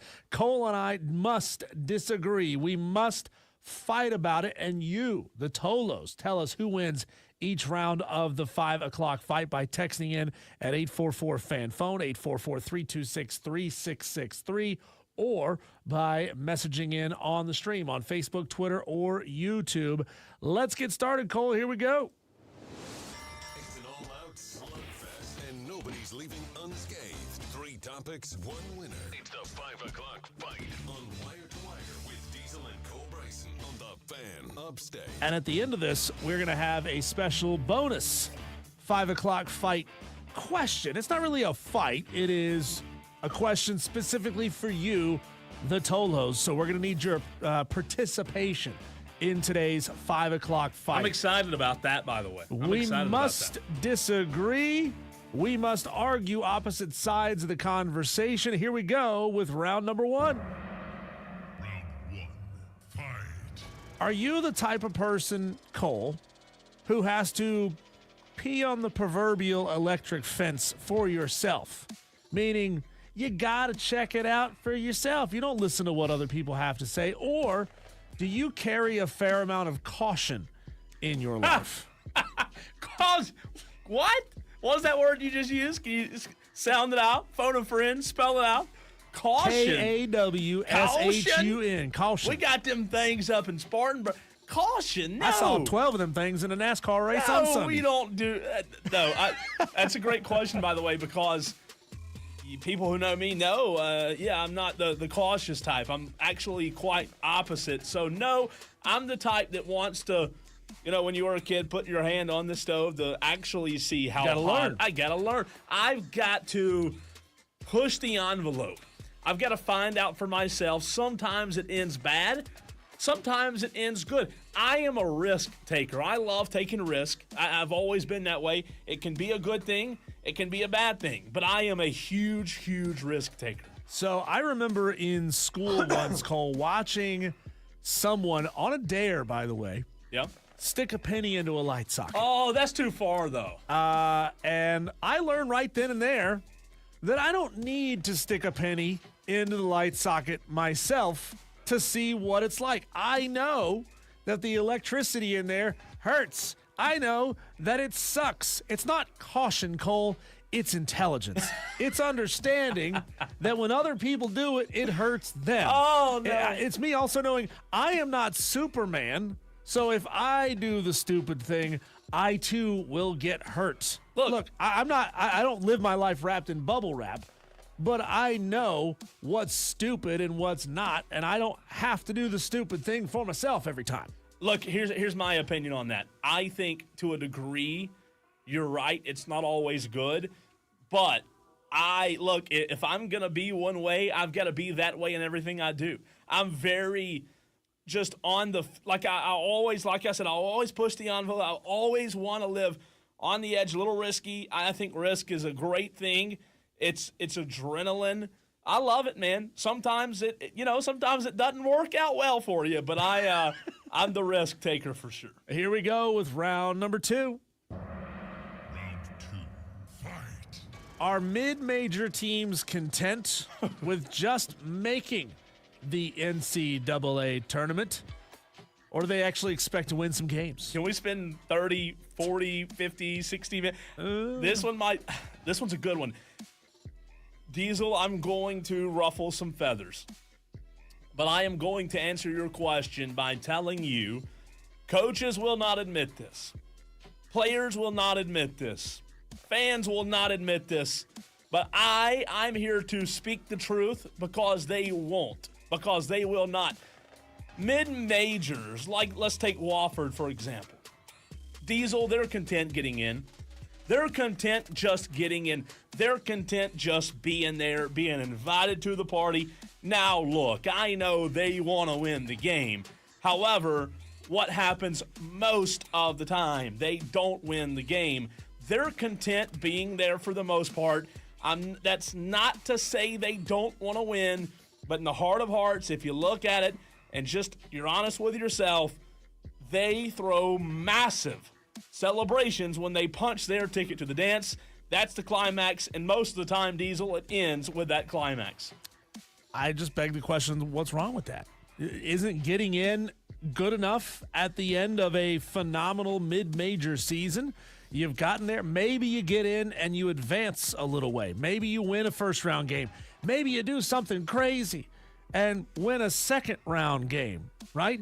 Or maybe you're St. Peter's, who a couple years ago made a deep run. It does happen, Cole, where you just find something special. Florida Atlantic did it a couple of years. Didn't they make it all the way to the Final Four? I remember Florida Atlantic. I do now that you say that. I mean, most of these teams, I think, understand that they probably don't have the team to go win it all. I mean, like, does an FAU, who's the best mid-major right now? St. Mary's. Does St. Mary's really think they have what it takes to go toe-to-toe and beat Duke on in a 3-game series? Probably not, but they're not playing a 3-game series.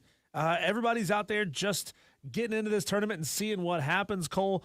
I think some of these teams, maybe they don't think that they can make a deep run early, in round number 1. But I think they win that first round game. They win that second round game. They do start to have a little bit of belief, because look at those teams when they do eventually get knocked out. If it's a Final Four, if it's an Elite Eight, when they get knocked out, those players are not jumping around in celebration and excitement. They're like, hey, we made it to the Elite Eight. No, they're disappointed because they didn't advance farther. So, you may say, little old program, you should just be happy to make it in, but they have aspirations, Cole, of keeping this thing going. So I just simply can't agree with you on that. Here we go with round number 3. Final round. Fight. True or false? The SEC will be hoisting the ultimate trophy in college basketball this year. Man. The SEC will be hoisting the trophy. They will be champions. Diesel, I'll tell you this. This is a good one. I thought long and hard about this. The SEC, all regular season, was head and heels better than everybody else, right? Better than every other conference. Diesel, the SEC had a historic season, maybe the best season the SEC's ever had. However, the postseason is not the regular season. You have to play your best basketball in the postseason. With that being said, I will tell you, full transparency, I have been on the fence with this question all day long. I've thought about it. I've let it marinate. What do you marinate? Your A1 sauce, your Worcestershire sauce. Sorry, your what sauce? Worcestershire. Is that what you call it? It's Worcestershire. No, I say Worcestershire. It's not Worcestershire. Yeah, I've always said Worcestershire. That's incorrect. Well, I don't think Worcestershire's correct either. Well, it's absolutely correct. It's like Hawaii is a state. Hawaii is an But America. I think more people call it Worcestershire sauce than they do Worcestershire sauce. I really do. There's a 5 o'clock fight for you. No one calls it sour sauce. If they call it anything, it's Worcestershire sauce. I don't think anybody says that. Like hobbits and Bilbo and Gandalf and the Flute. We'll have more debate on this. Right. So than we will the 5 o'clock fight. Yeah. Whatever you marinate, your Italian dress, whatever you marinate, I've marinated it. I think the SEC will. I think the SEC will win it all, meaning a team from the SEC, Diesel, will be crowned champions. I went back and forth on it, but at the end of the day, I think this conference is too deep. I think it's a math equation here. I think that there are so many better teams out of the SEC, and because of that, one of the SEC teams will win it all. Bringing the SEC to a fight is like swinging a frying pan, right? It's a big, wide piece of metal. You're swinging it through the air. You're going to hit something. So I have no doubt that quite a few SEC teams are going to make runs to the Sweet 16. There might be multiple SEC teams in the Sweet 16. In fact, I predict that will happen. But Cole, Duke and Houston and some other schools like that, they're not a frying pan that you're swinging and hitting somebody in the face with. They are a spear point. They are that really sharp team that I think needs they can slip between all the other teams. Duke is by far and away the best team in basketball this year. And I know a lot of the SEC, fanboys are going to say, well, it's they didn't go through the gauntlet. It doesn't matter. Statistically, the way they play is just flat out better than everybody. And your best team, Auburn, dropped 3 games down the stretch. Ooh. Come on. That's not very national championship behavior right there. Look, I think Florida's going to make a good run. I think Auburn's going to make a good run. But I think Duke ultimately hoists this thing, and it makes me sick to my stomach to say it that way, but I think that's what's going to happen. So to recap, the 5 o'clock fight, round 1, do you have to pee on the electric fence for yourself, or do you carry caution through life? Cole says, throw caution to the wind. Just do it. I say, I don't need to do every stupid thing. I can just look at you doing the stupid thing and realize I don't want to do it myself. Round 2, are mid-major teams content with just making the field of 64? Cole says, yeah, they're excited just to be there. I say, no. Look at the disappointment on their faces when they lose. They expect to make a run and maybe even win a game in the field, at least in the round of 64. And then round 3, will the SEC host the college basketball tournament trophy? Cole says yes, because it's a numbers game and somebody from the SEC will be the team that advances all the way. I say no. Real quick, I want to tell you about this phone call I just screened. Okay. I answer the phone. Wire to wire. What's your name? What you want to talk about? That's what I say most of the time. Mm-hmm. The other end of the phone, you called me. No, I didn't call you. No, we didn't. We didn't call you. We're on the radio. We're on the air. Some old lady. I mean, I don't know what that. You can't make this stuff up. She was mad. I should have put her on the air. You called me. No, I didn't call you. But the phone lines are also open at 844-326-3663. All right, let's go. Well, hang on. Before we get to the votes, let's tell you how you can suggest a 5 o'clock fight. What do you want Diesel and Grayson to fight about next? If you've got an ass, I'll kick it. Submit your topics to Diesel at thefanupstate.com. Subject line fight on the Fan Upstate. You're not kidding, Cole, about the pronunciation of Worcestershire sauce text messages. Texter says it's wash your sister sauce. I have heard that. And then another texter says it's pronounced Worcestershire sauce. Worcestershire. I've always said Worcestershire. Worcestershire. Worcestershire. It is a weird. Do you Worcestershire sauce? Worcestershire? Yeah. Worcestershire. So who? And there's another sauce called W sauce that's different from that. Yeah, I've never heard of W sauce. Come on, Tolos. Who wins? I need a win today. 844 I need a win. Fan phone 844-326-3663. Tell us who you agree with each round of the 5 o'clock fight. Start texting in your votes as those are coming in. Let's get to the ones that are already here. Dan B says Diesel wins round 1. He doesn't have to know that it hurts. He realizes I don't need to do it. He says Cole wins rounds 2 and 3. And I say it just like Diesel said it. So technically that's a tie. Oh, technically that's a tie because he says Worcestershire sauce too. Worcestershire. I've heard it pronounced so many different ways. Some people say Westchester sauce. Westchester? That sounds like a city. Too. Is that a city? It is a city. Westchester? Pennsylvania. It's where Bam Margera is from. Don't know who that is. You ever watch Viva La Bam back in the day? No? Okay, that's fine. No. Somebody grew up going outside and not watching MTV all day. It Texters, I want to know, though, on the phone. Look. I want some Tolos to call in at 844-FAN-PHONE after they submit their submissions for round 1, 2, and 3 at 844-326-3663. Call in and let us know how you pronounce it. What's the correct way to pronounce the Just call us and say the sauce. And then you can just hang up the phone. Say the sauce. Say it. That's all you got to do. How do you spell the Worcestershire sauce? I just butchered it. Okay, it's Worcestershire.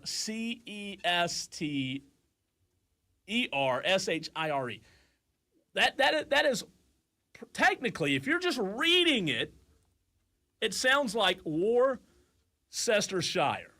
So say that fast. Worcestershire. Is that how you say it? Worcestershire sauce. I don't know about that. Worcestershire. I just can't say it. I don't like it.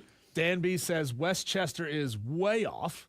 Let's see. Wesley Roberts says Diesel is technically right about Worcestershire sauce. Oh, thanks, Wesley. But Cole is right. What do you mean? What do you mean I'm technically right, but Cole is also right? You can't pick two things Is he to be saying right. that most people say it the way I do? Worcester shower?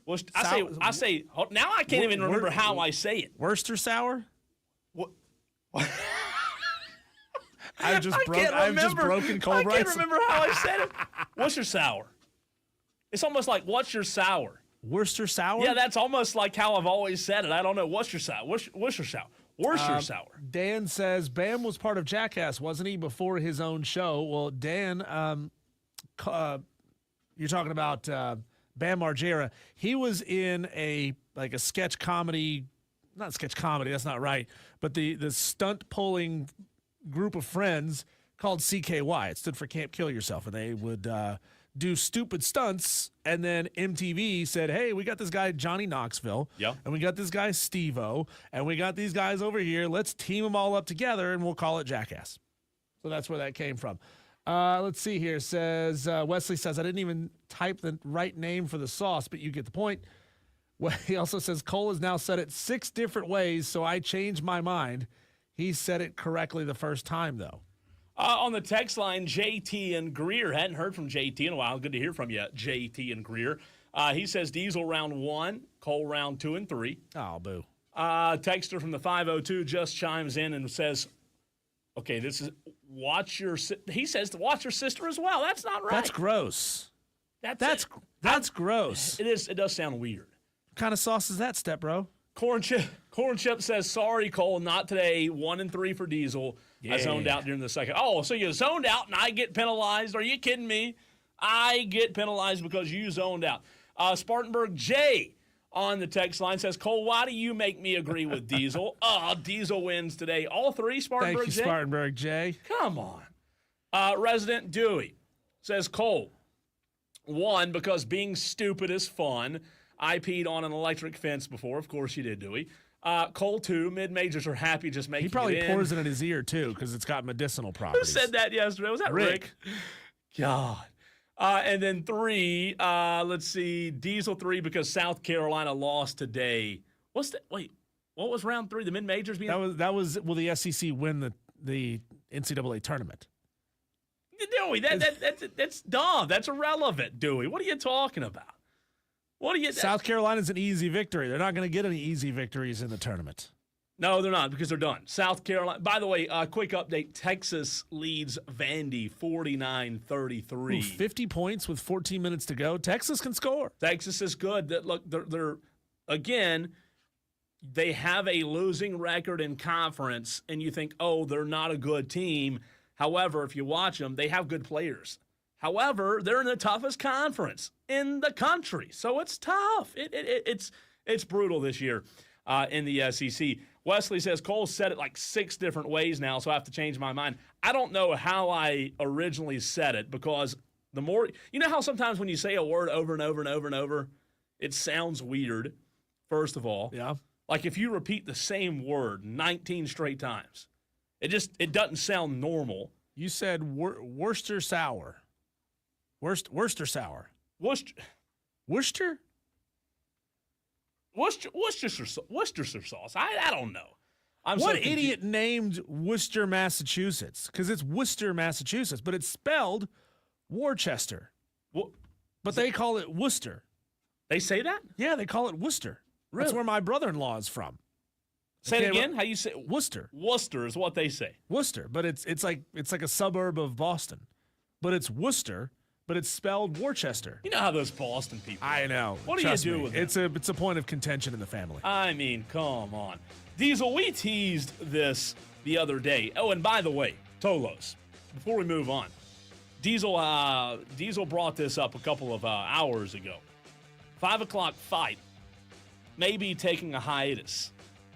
Diesel brought a really good idea to the table that we're probably going to start soon. So at 5 o'clock, Tolos, be ready because there's something fun that's going to go down over the next, I don't know, 3 months, 4 months. I know the pressure is on. I got to deliver. And I like it. I like the idea a lot. I really do. I think it's going to be a lot of fun. And we're thinking about playing around with the time slot because when we were doing the 5 o'clock fight every day, we would get 20, 25, 30 Tolos texting in with winners and losers of each round. We're not doing it every day anymore. We only do it once a week.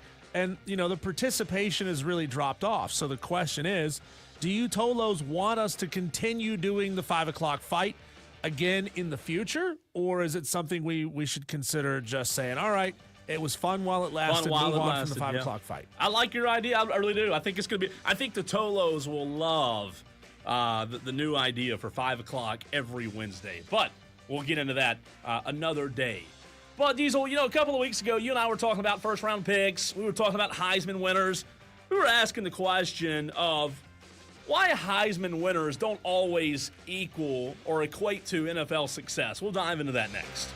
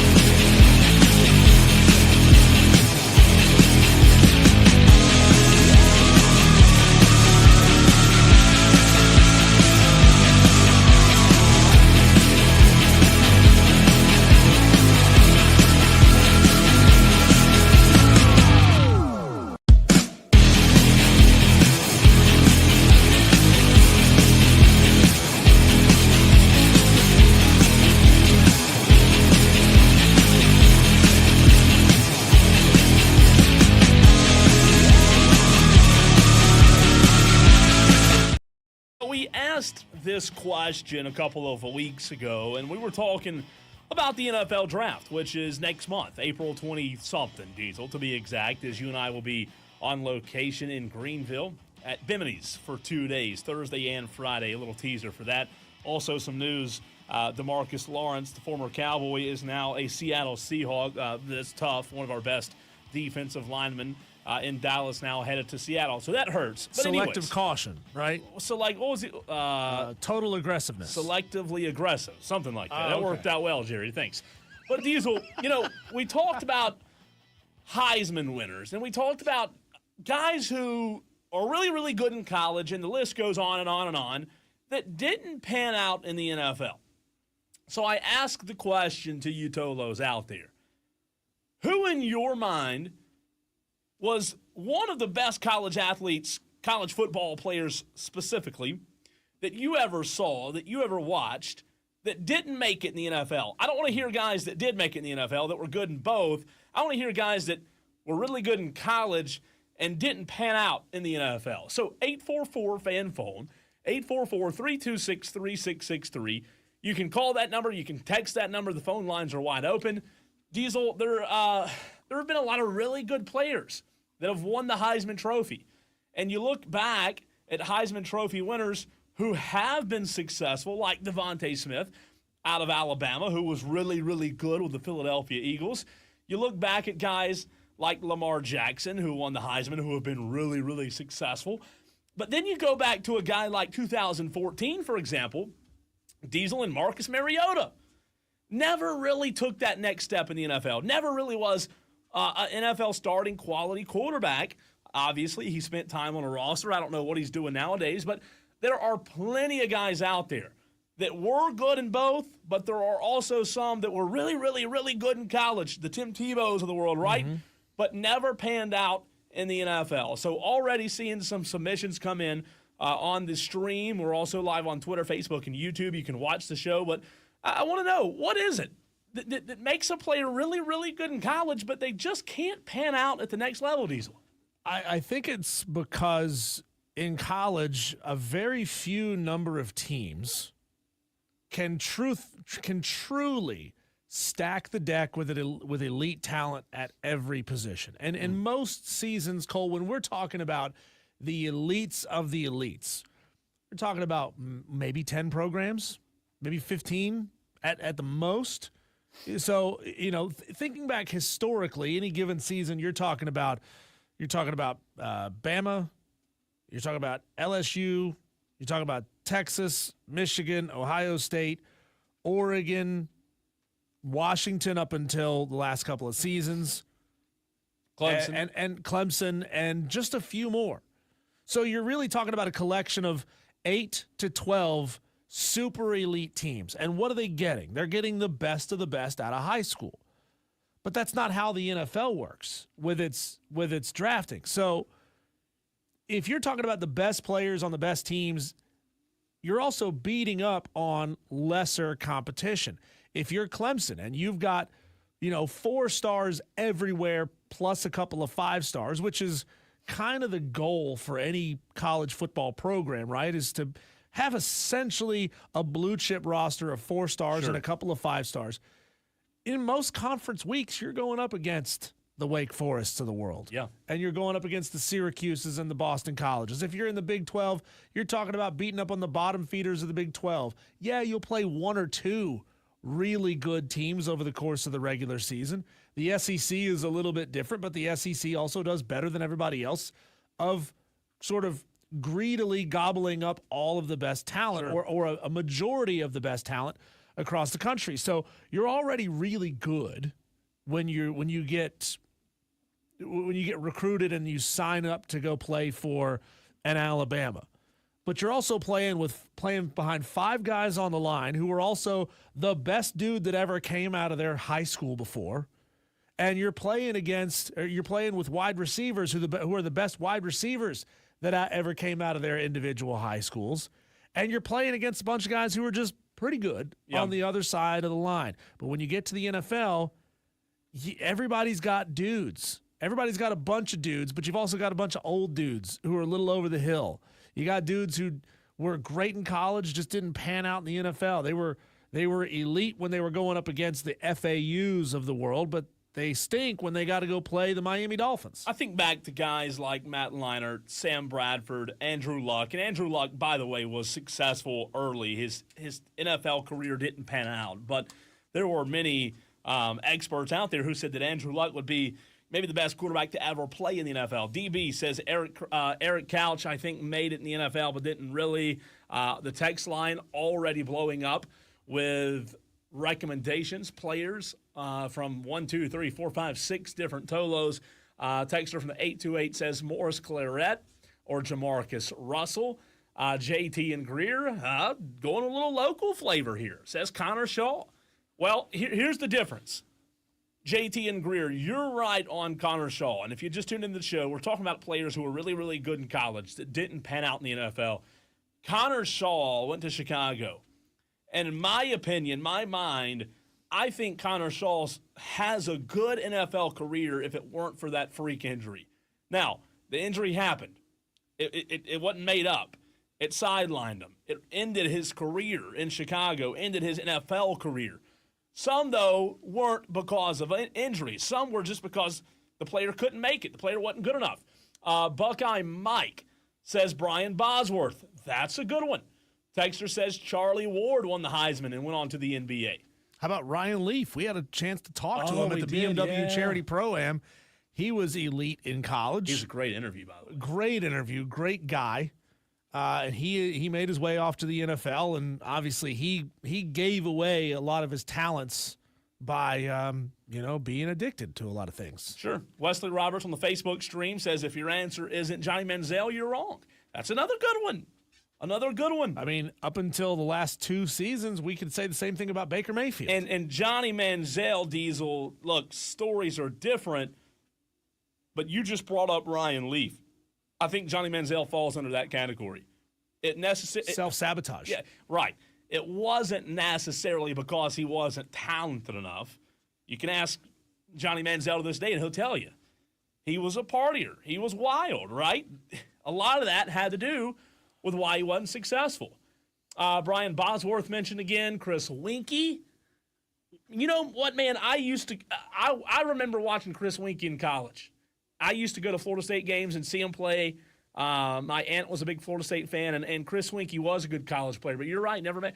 Carolina Panther, right? Marcus Dupree sent in on the text line from Buckeye Mike. Billy Sims on the text line. Cadillac says Brandon Bennett, Carolina, obviously.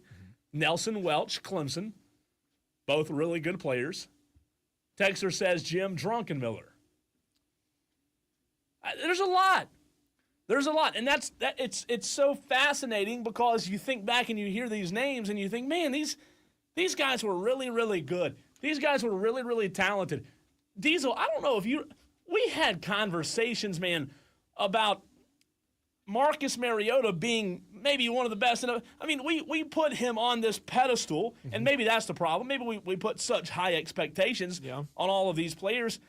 Jameis Winston's still in the NFL, but let's call it like it is here. Winston hasn't had the same level of NFL career that he had in college. He was dominant in college. Yeah. Like I said, I think it's that pyramid effect, right? When you're in high school and you've got hundreds of high schools in every state, so you've got thousands of high schools across the country, you think that high school rosters are just stacked with talent. And maybe they are a little bit more now than they used to be because there's a lot more recruiting going on in high school. Not to say that didn't happen years ago in the past, a little bit, but it's gotten bad to the point where, a local high school can recruit and can draw in the best of the best from all over their area. They go out and they do their recruiting in Pop Warner ball and in middle school ball, and they say, oh, well, I think that guy's really good. We want to see if we can convince his parents to move up here to our area so they can stack the deck to their high schools. But that's not the case for most high schools. When it happens naturally, you've got a roster of how many kids are on a high school football roster? 75? Depending on 60? The size, yeah, that's roughly. Okay, yeah. So you got 60 to 75 kids. Maybe like 2 or 3 of them have legit college-level talent, and the rest are just pretty good for high school athletes, right? And then those 2 or 3, they all form together and they fill out the rosters of the 132 Division I schools, and then you got all the Division II and Division III schools after that, Cole. But the ones that are going Division I, there's only 132. Multiply that by 85 average scholarships per roster. That's not a lot of dudes. So then now you got to funnel that down to just 32 NFL teams. And so it's the best of the best out of high school go off to college, the best out of the best of college go off to the NFL, and then you get measured truly against the best of the best. In college, a lot of times you're getting measured against the Marylands of the world. And I'm not trying to bag on Maryland. Or you get measured of how well your team beat the tar out of, Marshall in an out-of-conference game. Well, that's not reality because you're playing for Ohio State. Of course you're going to beat the living hell out of Marshall. You're 4 inches taller, 40 pounds heavier, and half a second faster at every position group across the field. Of course you're going to beat them. But then once those guys make their way up to NFL rosters, it's like, oh, crap. Now you're doing it against guys who have proven themselves in the NFL. They were unproven at one point, too. They've proven themselves after being in the league for a couple of years, and now you got to go do it against them. And then you end up, most of the ones who just can't hack it, they wash out. I've got another one before we get back to the text line that no one's brought up yet. Talking about guys in college that were really good that just didn't pan out. How about the 3rd overall pick? The 3rd overall pick in the NFL draft. Who am I talking about? A 3-year starter in Gainesville. All-American as a junior. Guess what he did in his senior year? He won the Heisman Trophy. Winning quarterback. Steve Spurrier. Didn't work out in the NFL. 13, 24-1 in the NFL. And for every 2 touchdowns he threw 3 picks in the NFL. Ooh. Desmond Howard. Desmond Howard was a great special teams player. Quite literally a poster boy for the Heisman. I know his likeness wasn't used for the Heisman, but he is known for striking that Heisman pose. Yeah, and Wesley brought up Tebow on the Facebook page. Texter said Trent Richardson. Texter says Jimmy Clausen, Brady Quinn. Mike Main texts the show and says, what about the hands-on Watson? Look, Deshaun Watson, Mike, first couple of years in the league was really, really, really good. I don't know what – This could be an entire segment. I don't know why Deshaun Watson fell off like he did. I don't know if you found the smartest football guy in the room to prescribe what happened to Deshaun Watson.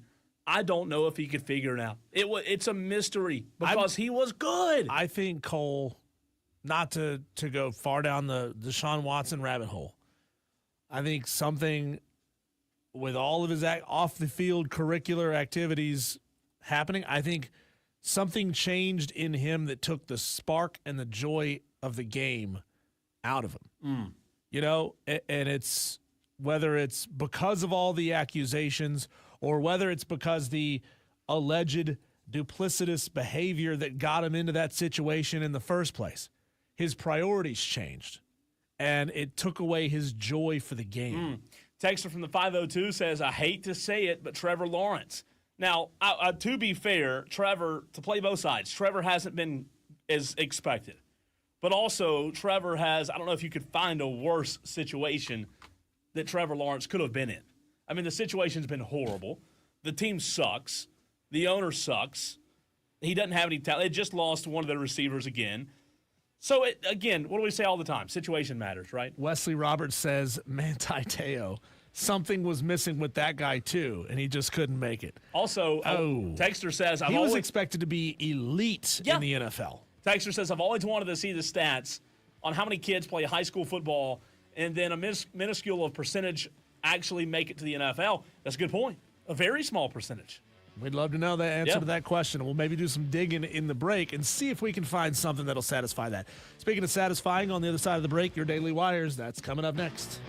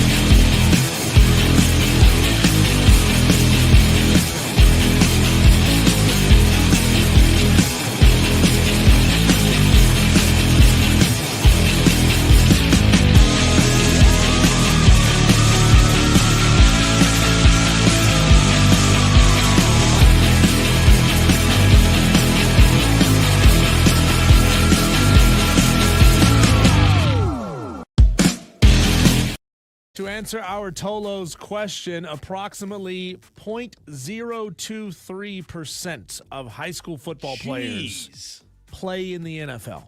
That's not even one. That's 23 out of every 1,000 kids that play high school. That's unbelievable, man. That's a small percentage, isn't it? That's a very small percentage. Here we go, Cole. Let's hit our daily wires. This is the buzz happening around the sports world. 5-time Pro Bowl defensive end Joey Bosa reached an agreement Tuesday night on a one-year, $12.6 million contract with the Buffalo Bills. Good for Joey, right? I think it's going to be good for them. They needed a pass rusher. They needed somebody that could get after the quarterback. It's only a one-year deal, but yes, very good signing. Speaking of deals, DeAndre Hopkins reached a one-year, $5 million deal with the Baltimore Ravens that has a max value of $6 million. He will be the most decorated wide receiver to ever catch passes from Lamar Jackson. That's impressive. He's Happy also for old him. AF. He's older, yep. Happy for him, though, being the local guy. You can't say local kid anymore because you're right, he's old. Right here from the upstate. So, local man. Happy for DeAndre Hopkins. Maybe one last hoorah with Lamar, and they can put Baltimore over the edge. Last night, Gonzaga avenged their 2 regular season losses to St. Mary's on the back of Braden Huff, who scored 18 points. They beat the 19th-ranked Gales 58-51 in the West Coast Tournament Championship. The Bulldogs secured the automatic bid to the NCAA tournament, but both teams are safely in the NCAA tournament regardless of the outcome. Clemson baseball yesterday defeated Liberty in Game 1 of the series by a score of 6-4. Do we have, Cole, a live update on today's score? I sure do. Last I looked, it was 4-1, and I'm going to get a more recent update for you. They're playing Liberty again. It's still 4-1, and the bottom of the 5th inning, Clemson's on top right now. South Carolina hosts Georgia State tonight at 6:30 on the Diamond, so we'll have that maybe a live update for you a little bit later on in the show, although we probably won't get out of the first inning before our show ends. This is wild, Cole. In a podcast, Angel Reese said, if we don't get what we want, we sitting out. Is that a threat? How many other WNBA players feel that way? I wouldn't call it a mass sit out. I wouldn't call it a mass strike. But come on. If the WNBA just now finally starts getting some momentum and they go on strike, go ahead and shut the league down. Goes back to what we talked about earlier. Younger people nowadays, they want to walk in somewhere and have everything handed to them day one. Yep. They don't want to work for it. They don't want to build it up over the career. The truth is, Cole, I know that the WNBA is, 29 years old or so at this point. Well, all of that has been preamble waiting for a Caitlin Clark to show up in the WNBA. Sure. Caitlin Clark in her first year, and Angel Reese a little bit too, but she hasn't been stellar in the WNBA. Yeah. That is the WNBA's first real step into being a legitimate watchable league. The problem is they don't make any money. Last year they lost $40 million as a league and have to be subsidized by the NBA. Yep. Going on strike right now, if I'm the NBA, I'd say, sue me. I don't care. Shut it down. We're not paying for a league whose players go on strike as soon as they start getting some mainstream attention. Not smart. Brett Favre has some advice for Aaron Rodgers when it comes to considering whether or not Aaron should go play for the Vikings. Brett Favre says, quote, they're pretty loaded at every position. They made it to the playoffs last year. They've got a tremendous fan base. Of course, if you go to Minnesota, you got to play the Packers. True. Dwayne Wade says he would have done the exact same thing that LeBron did, who publicly got in the face of Stephen A. Smith courtside at a Lakers-Knicks game. LeBron got in Stephen A.'s face over negative comments that Stephen A. made about Bronny.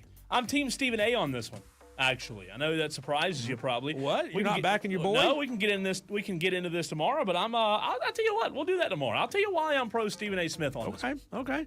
5-time major champion Brooks Koepka has pushed back on Fred Couples' recent comments that he was unhappy playing in the Live Golf League and wants to return to the PGA Tour. Brooks Koepka did respond to this, but he didn't exactly squash the speculation, saying, quote, "I've got a contract obligation out here to fulfill, and then we'll see what happens. I don't know where I'm going, so I don't know how everybody else does too." So there you go. Brooks Koepka saying, what are you talking about, bro? I haven't said anything about wanting to return to the PGA. The Buffalo Bills have re-signed safety Damar Hamlin to a 1-year extension. He started 14 games at safety in 2024, picked up 2 interceptions. Cole, the guy literally died for the Bills. I think he should be granted Bills for life, protection from trades. What do you think? I'm with you. No, I'm with you. That's still one Permanent of those moments roster spot. I watched live, and to this day, it's still one of the scariest things I've ever seen on a football field. The Rams have released wide receiver Cooper Kupp. The Philadelphia Eagles have formally accepted an invitation from President Donald Trump to celebrate their recent Super Bowl victory at the White House. White House Press Secretary Caroline Leavitt said at a briefing Tuesday that Trump will welcome the team to Washington on April 28th. The Eagles beat the Kansas City Chiefs 40-22 to win Super Bowl licks in New Orleans last month. Maybe I'm getting hungry, but when I was reading that Daily Wire just now in my head, I read they accepted an invitation from President Donald Trump to celebrate their recent Super Bowl victory at the Waffle House. Oh, wouldn't that be great? That's what I read, and then I was like, "Oh no, White House." Well, big difference. I don't remember which team it was, but Trump did welcome a team to the White House his first Clemson go around. Was it Clemson with all the fast food? McDonald's. So why don't you welcome an NFL team with Waffle House? I love Waffle House. I know Waffle House is a Southern thing. Do they have Waffle Houses in Washington, D.C.? That's a good question. That's a good question. Anybody ever been to D.C.? Let know us if there's know. one? Let us know. ESPN Bracket Challenge is always fun. I want to know from you, Tolos, how do you go through and pick your teams in your bracket challenge? Also, let's open one up and let's get a little competitive. We'll talk about that next.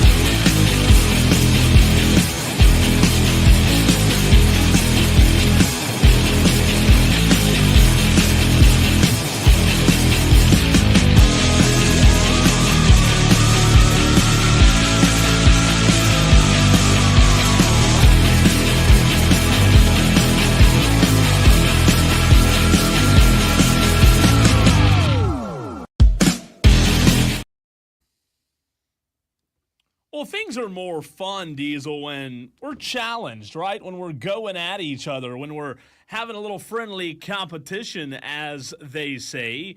And you know what? You and I and everybody else, all the Tolos, every March, we all do the same thing. We fill out a bracket, and it might hit, and sometimes it might not hit. However, I said, look, if we're going to all fill one out, let's fill one out together, right? Togetherness. So, for you Tolos out there listening in the 6 o'clock hour of the show, welcome in. He's Diesel, I'm Cole Bryson. We'll get to this tomorrow, and on Friday we'll put it in a segment each day.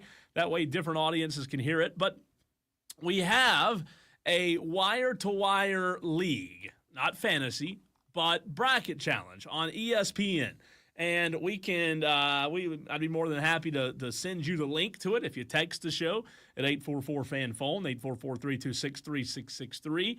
Or if you already have ESPN and an account, all you have to do is go to Bracket Challenge and type in wire to wire. That's WIRE 2, the number 2, WIRE. It's a public group. You can join it. It says Tolos on there, so you'll know it's us. Diesel and I are already in, and I want to know from you, number 1, are you going to join? If so, let's do it right now. That way you don't forget. Number 2, how do you pick these things? Because, Diesel, usually it's the female or the wife or the girlfriend who will say, oh, I'm going to pick this team because they're green. It's a pretty color. And they'll get more right than you and I, right? The experts. But the March Madness, I always struggle. Here's my biggest struggle, and you tell me if I'm wrong or if you agree or disagree. My biggest struggle every year when filling out a bracket is, am I picking too many upsets? Every year. That's the question I ask, and I think that's where sometimes I'm like, the favorite's going to win. But sometimes I think maybe the underdog. It's hard to find that balance. It is tough. I mean, picking a bracket is difficult to the point where they put that counter up every year on ESPN. And you see just millions upon millions of brackets get put up. And then, after the first round, they'll say, well, only 10 of them are still perfect to this point. And at that point, it's luck. I mean, you're talking about the best of the best fill out these brackets. The smartest minds fill out these brackets. The smart-assest of minds fill out these brackets, and they think, I'm smarter than everyone. I can get a bracket. No, you can't. It's hard. I agree with you. It's really hard. So, Cole, I generally don't spend more than about 10 minutes filling out my bracket. Like, I'll print out 2 copies, and I'll fill out the first one, and then I'll just kind of fill it out. Like, who do I think is going to outright win this game? Sure. And most of the time, it should be easy. When you're talking about the 16-1 matchups or the 2-15 matchups, it should be easy. But every now and again, one of those crazy upset happens and just screws everybody's bracket. I look at it like this: if after each round, I've still got like 75% of my teams still in this thing, then I feel like I'm doing pretty good. I love it. It's a lot of fun. And you're right. It 100% comes down to luck at the very end. Yeah, you can skillfully pick a few teams right here and there, but it does come down to luck. So, Tolos out there in the upstate, if you're watching or listening, we're on the stream live on Twitter, Facebook, and YouTube. 128 watching there. You can also listen on 97.1 FM in Spartanburg, 97.7 FM in Greenville, anywhere on the free Odyssey app. The Tolo League is wire to wire. And with us talking about it within, 2 minutes there, one Tolo's already joined that quick. SC Girl 91. You can change your name if you want to. I think it does give you like a random name.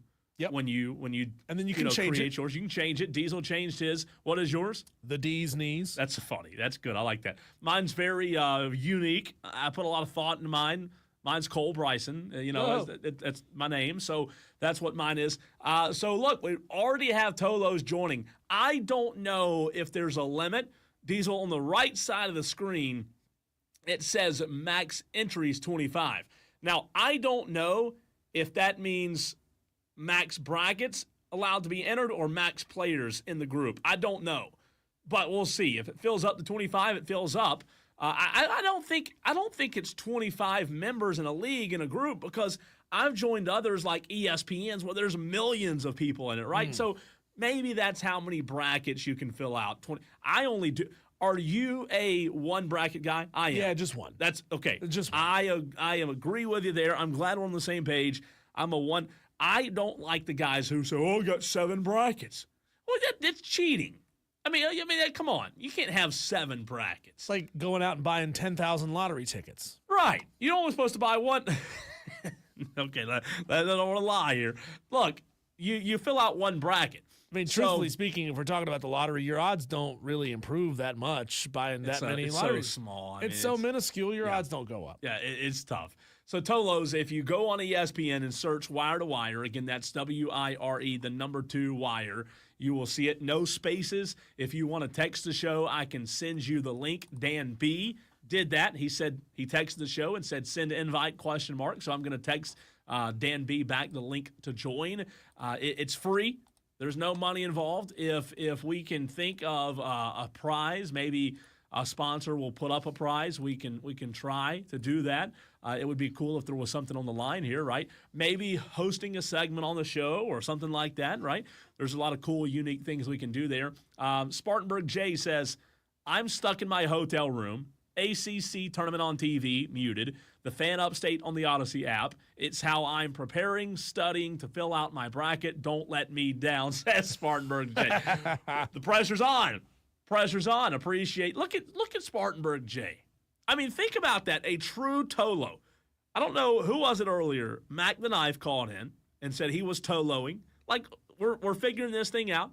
We're understanding how we talk. Spartanburg J listening on the Odyssey app.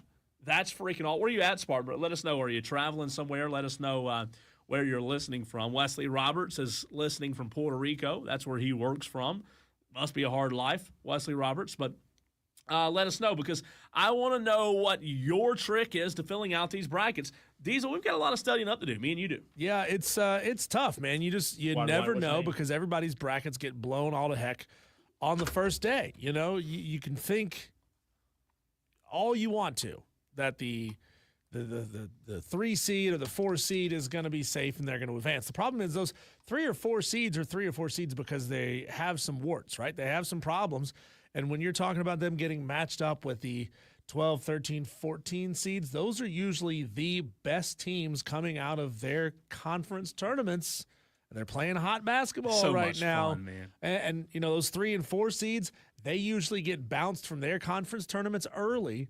So they hadn't played any meaningful ball in a while. It's so fun. I love it. I cannot wait. Phone lines are open at 844-326-3663. Rick in Greer wants to chime in. Rick, are you going to join our bracket challenge? Yes, I am. And if I get one right out of the 64 games, I'll be happy. I don't do well. Well, there's only 32 games. 32 games. That's right. For the first round. Well, I might get 2 out of 32. Okay. I wanted to check and see how Cole's doing with this cold.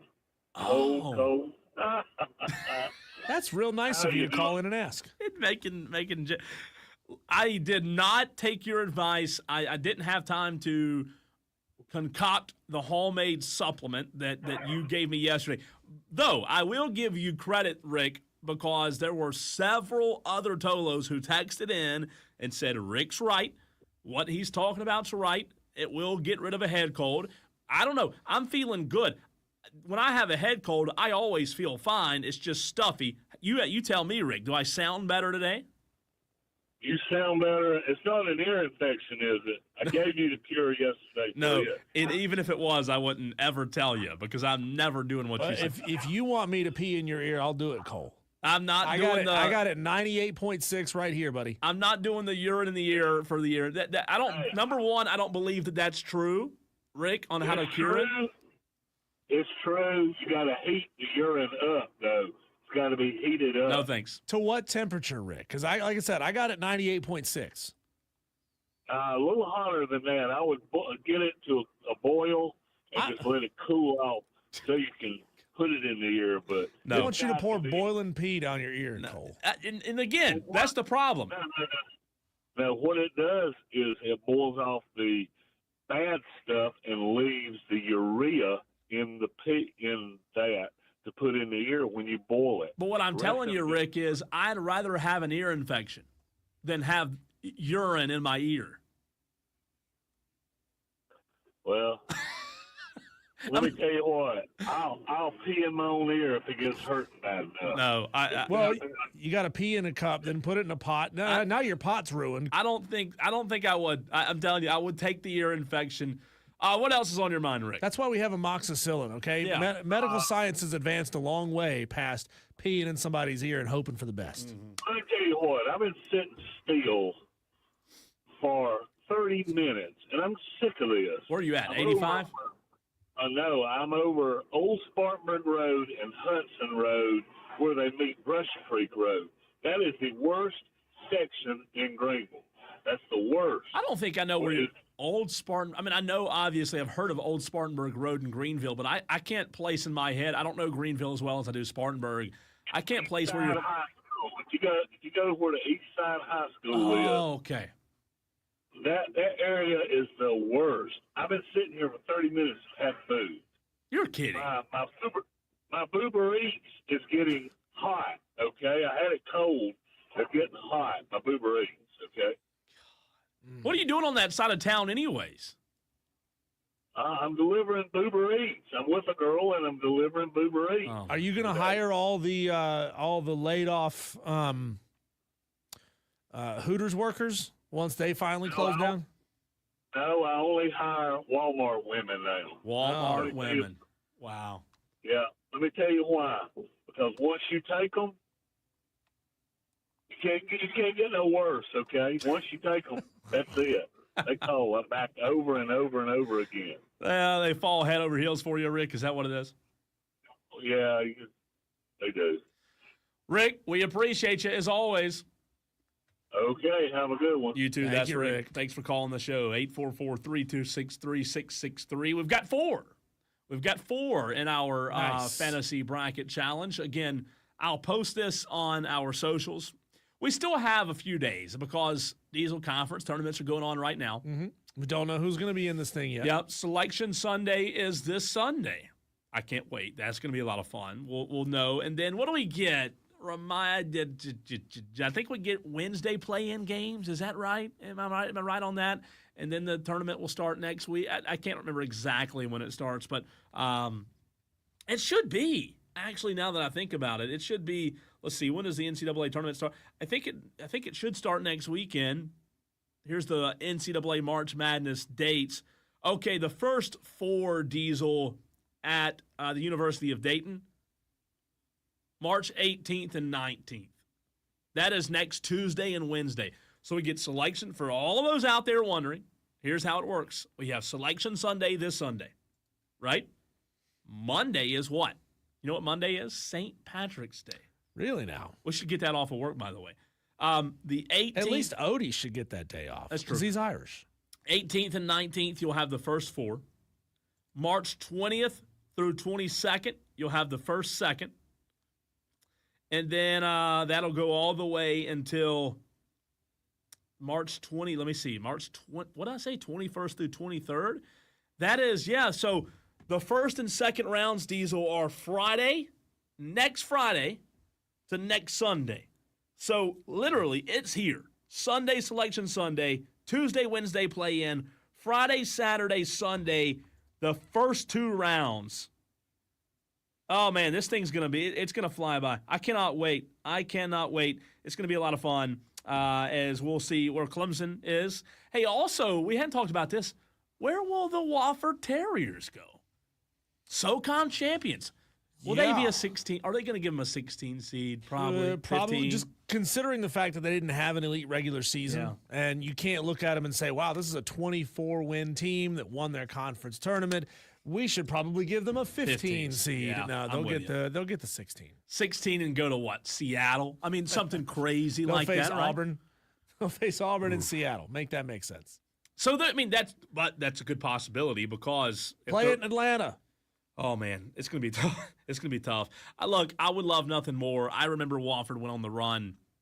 They lost in Tampa, Florida, I believe, when Fletcher McGee went like 0 for 16 a few years back. They had a nice run then, and it was a really good year. But look, Diesel, it's tough winning tournament games, especially for mid-majors.